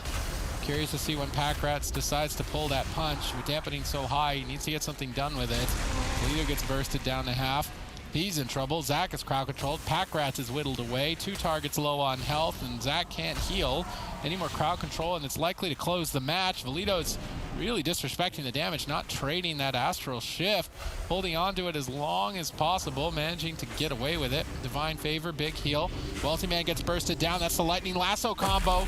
The Wombo combo from Never Lucky does not get them an ice block at 30% dampening, and they continue to fall behind. Yeah, as soon as Packrats uses that Incarnation, Chanimal immediately counter pressures with the Infernals, and now Packrats, you can see he's having to play defensive. He's just using Travel Form, kiting away, not really able to min-max his damage. So Never Lucky, they have 1 or 2 globals with Incarnation where they can try to get some damage rolling. Other than that, Packrats is just forced so defensive. Wealthy Man, Chanimal exclusively using their interrupts onto Packrat, really denying his ability to throw out Star Surges. Now Chanimal moving forward, landing a Chaos Bolt. Valido grounds it, but I just don't know what the game plan is for Never Lucky. Like, I can't help but feel that just like decided this composition would work well into Super Frogs without too much thought into it, because this is not working out at all. They're basically going to have to hope that the Super Frogs make a mistake on the next Lightning. And maybe they do. Wealthy Man's actually taking pressure. It's not available, though, for another 3 minutes. And 3 minutes from now, I'm bad at math here. That's a lot of math. It's likely around 50% dampening. At least Zach has mana to make it that far, but that's going to be so tough. I'm wondering maybe at 50% dampening, the Boomkin's damage then becomes more relevant outside of Incarnation, and then perhaps they can develop some momentum. It's possible. They're going to have to navigate through the icy veins of Wealthy Man, though, and Cubsy can just chill and drink 80 yards away whenever he wants because they're totally pinned down, so there won't be any mana advantage. It's going to have to be nothing but pressure for the team of Never Lucky to find a kill. Perfect coordination and, honestly, mistakes from the Super Frogs, I think, for Never Lucky to find victory here on game number 2. Likely they will have to go back to the composition drawing board and think of a better answer if they want to stay alive in the tournament and keep their hopes and dreams of going to the spring final still in it here today. Yeah, Wealthy Man moving forward, gets caught into a Lightning Lasso. Cubsy denies it with the Iron Bark. Now Hammer of Justice attempt onto Cubsy. What are they going to get done? Wealthy Man full health. Now he uses the Icy Veins, looking to get hyper aggressive. Drops the Frozen Orb, 40% dampening. What is that going to do? Blizzard gets cast out. Chanimal moving forward with Wealthy Man. They're trying to generate some pressure, but Valido actually getting a lot of damage out on Wealthy Man. Elemental Shamans, they can burst you down relatively quickly. Valido and Packrats can line up their burst. They could just blow someone out of the water very quickly in this matchup. If you look at mana, Zach hasn't had to drink at all. His mana is doing quite well. Cubsy has snuck away a few times, but he's looking healthy also. Wealthy Man having to run away. And like I kind of talked about, Wealthy Man, Safeguard proc, still a lot of pressure, playing it out greedy, not using his Ice Block, but this is what I'm talking about. Wealthy Man and Chanimal, when they're in trouble, they just run into midfield. And then all of a sudden, Chanimal, Wealthy Man with their casted damage can really overwhelm Valido and Packrats. Curious to see what Packrats can get done. They've made it to that Incarnation, but they're on the back foot, and they need to recover before they can go for it. Cubsy, he is likely, they have to go after Cubsy with the Lightning Lasso. They just need to all-in Cubsy, try and burst him down with the Feral Affinity. I don't see anyone else going down unless they make a mistake with Nether Ward and Ice Block. Those can just immediately deny all damage from the team of Never Lucky. Whereas Cubsy, I think, could die through Barkskin and through his Gliders Medallion this deep into Dampening. Although if he never compromises his positioning and stays as far away as he is, that just simply isn't an option, because Never Lucky will have to go too far into the map to be able to find a kill at that point. So we are starting to see the pressure mount for the Super Frogs at 50% dampening.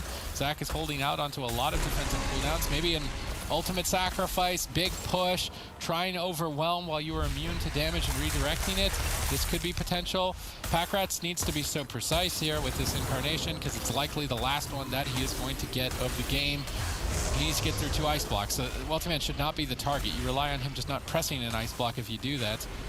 Maybe you overwhelm Chanimal through unending resolve. Ooh, there it is. They're still trying to go after. Well, he's actually having to run away during his Incarnation. This is not what you want to see from Packrats, unless this was an Arcanic Pulsar Incarnation. We'll find out if it falls here shortly. It doesn't look to be the case. They're the ones dying during Incarnation. This is just so devastating for Never Lucky. That one Chaos Bolt lands. Zach now getting low. It's difficult for the Holy Paladin to keep himself alive. Divine Favor tops himself off. We are at 54% dampening. How high will we get? Just such a defensive strategy coming in from Never Lucky. Consistently, constantly running away in this matchup, but eventually just Blizzard, Frozen Orb, they will inevitably kill you in this matchup. Wealthy Man just needs to make sure he's very careful in this matchup. I really feel like Chanimal has to be the one that's pushing in, getting aggressive, and he does. Infernals get dropped out, Mortal Coil, but once again, Never Lucky. They're running, they're hiding. Valido finally pressed Stormkeeper. I think it's been the better part of 4.5 minutes. He pressed it and got a huge amount of damage. Wondering if he is feeling a little bit bad about not finding that sooner. His whole team now getting overwhelmed. Cubs even moving in, tossing out some extra damage that Zach simply doesn't have throughput to deal with.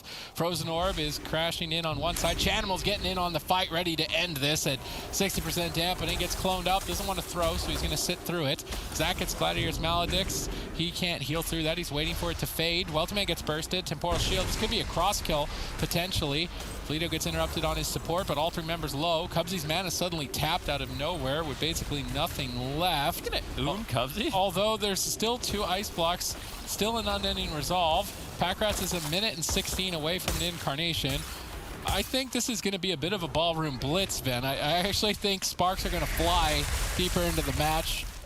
Maybe we even end up seeing a 1 versus 1 if this pace keeps up.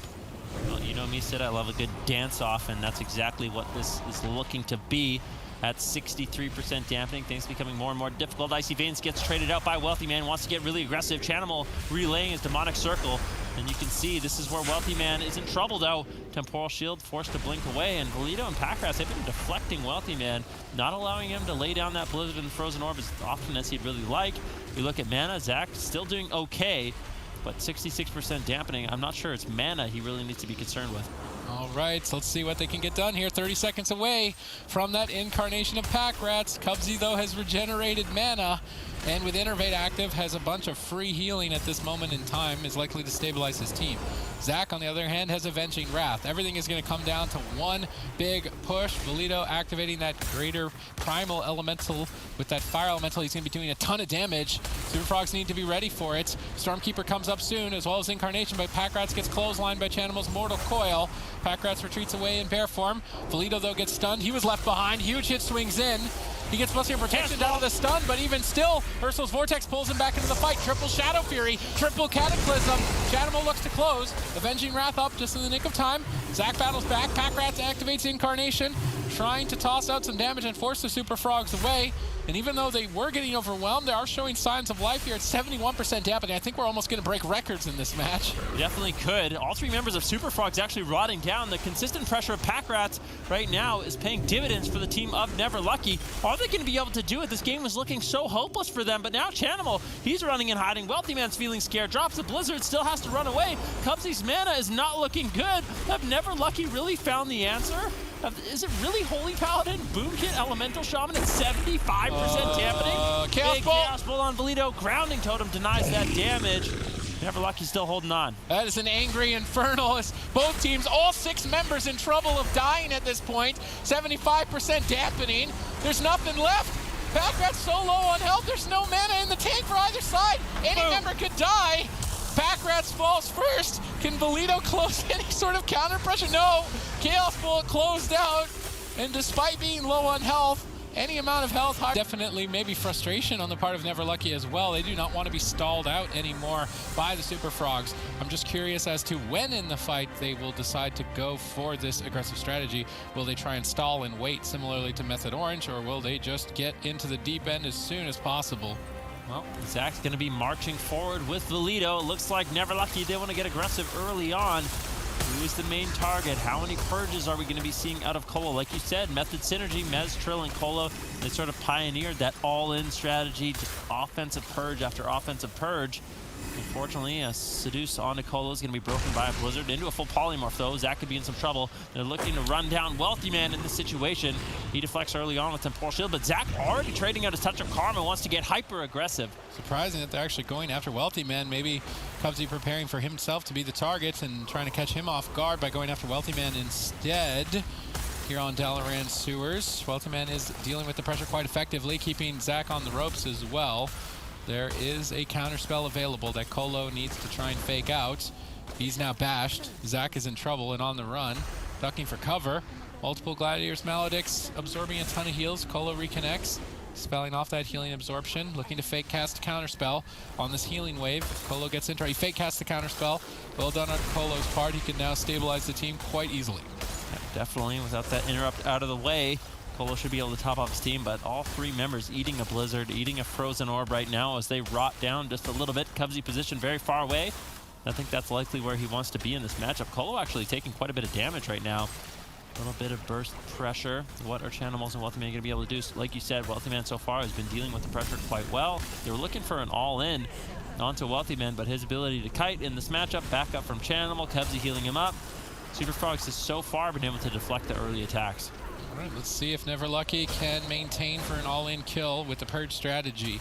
It's the only reason we would see Colo switch in on the Restoration Shaman, banking on his main healing specialization that he's played for quite a long time. Perhaps the main is enough to overwhelm the Super Frogs. First ice block forced. There is signs of life for Neverlucky in the lower bracket.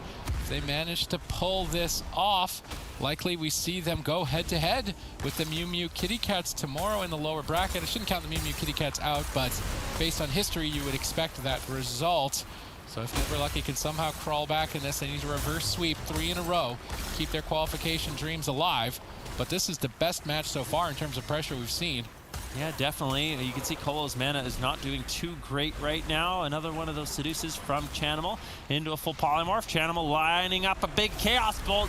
Going to be landing on a Zac. That trades out for Anti-Magic Zone and the Touch of Karma of Zac in that particular situation. So Zac not really working with too many defensives right now. Zac getting low, has to use the Diffuse Magic as well. Another Chaos Bolt lands. Zac, what is he going to do?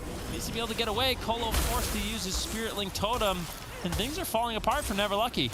This is starting to look grim for Colo here. It's on match point, and if they lose here, everything rides on the Mew Mew Kitty Cats losing their 2 series tomorrow. And if they don't, then they will be the 4th team from North America. In the meantime, though, as things are falling apart, they get the second ice block. Cubsy's almost tapped on mana, and suddenly it's anyone's match here in what could be the final seconds. Colo has 3 members low on health, and he's got Ascendance. He could stabilize the team if he's able to get casted heals off, going for a Healing Rain, allowing Valida to stabilize in midfield with Death Strike, and manages to pull together a recovery. Infernals have landed. Colo gets seduced. Double Shadow Fury. Great setup by Chanimal. He's ready to close this out, but Valida denies the kill. Zac gets swapped to. He overextends. He leaves Colo behind. Gets Ursula's Vortex back into line of sight. Ray of Frost gets wind sheared in the nick of time by Colo. Zac able to wrap around the corner, start to stabilize. Colo trinkets out of Polymorph to stay up. Maybe a bit of a precautionary Gladiator's Medallion might not have been necessary. Cubsy gets crowd controlled, paralysis into Cap Totem, but Valido is low on health. Pressure still maintains for both teams. This Windwalker Deathlink composition isn't looking too bad. Wealthy Man doesn't have another ice block for quite some time. Zac can make an offensive trade with his Touch of Karma if he really needs to. And that might be the added bit of damage that they need. I really want to see it after this Iron Bark from Cubsy. Unfortunately, Zac just doesn't have enough time. Looking to get really aggressive. There's the Asphyxiate stun. Full stun onto Wealthy Man as well. Big pressure here from Neverlucky, but Wealthy Man has been dealing with the pressure. He has a Temporal Shield. He's doing a good job kiting. Colo getting in a position. Zac once again getting swatted away by Wealthy Man and Chanimal, forcing him to play a little bit defensive here. Colo really doesn't have too much left in terms of defensive cooldowns. He trades out his Ascendance, looking to empower his heals, and ends up topping off Zac, with Chanimal still ripping in. Chanimal is going to be the X factor if Wealthy Man is the target. He can be the playmaker. He can just close this series out and advance and likely secure Mew Mew Kitty Cat's spot towards the finals. Zac gets bursted. Huge damage to follow that up. Wealthy Man gets bursted back in a huge comeback. Tons of damage. He's getting purged out. Wealthy Man will fall. Colo stays in it, but needs to battle it back 2 more games in a row. You cannot count out Neverlucky here. If we do see them fall, the day becomes simple tomorrow. Win 1 and myself. If I can make Rich Campbell think, I've made my day. Wow. I'm just kidding. I think that was shots fired. I'm just kidding, Rich. Super Frogs looking to close this one out. Neverlucky has tried a plethora of compositions there. They've made us all think, and they have definitely made us all believe. The question is, can they get 2 wins in a row, or is it going to be all up to Jamili and his squad whether or not they make it to land? Never Lucky stay alive in the lower bracket, but they have to win 2 games in a row. And Super Frogs can counter comp and counter map their opponents as well. So I'm curious if Never Lucky can overcome that overwhelming disadvantage. Wealthy Man getting crushed in the earlier stages of this fight here on Ashamane's Fall. Cubsy struggling to heal, finally starting to recover with the Ironbark's defense activated. But even still, Never Lucky. Their damage looks pretty good if they can stay on target. Chanimals, once again, is going to be the playmaker of the team, and I am curious to see what he can get done aggressively left open for this long. Yeah, definitely. Wealthy Man still getting low, though. This could be the first ice block, and like we saw on Dalaran Sewers, he was such a prime target. Wealthy Man getting gripped back, catching a huge heal. Finally, Colo actually taking a little bit of pressure as well. Yeah, all 6 members are definitely getting bursted down right now. You can see Valito rotting down, Zach as well. Colo caught in midfield. This is not the position you want to be in. Colo with no trinket in a full bash. He gets deleted, erased from the arena by Chanimal Chaos Bolt. And unfortunately for Never the way to land, but look at who they have to do that against. The boys and Super Frogs, the number 2 team in North America as far as point standings are concerned, and the number 1 team as far as point standings are concerned. But as you can see, in a very close series in the upper semis, Mew Mew Kitty Cats have already shown that they can take down the Super Frogs.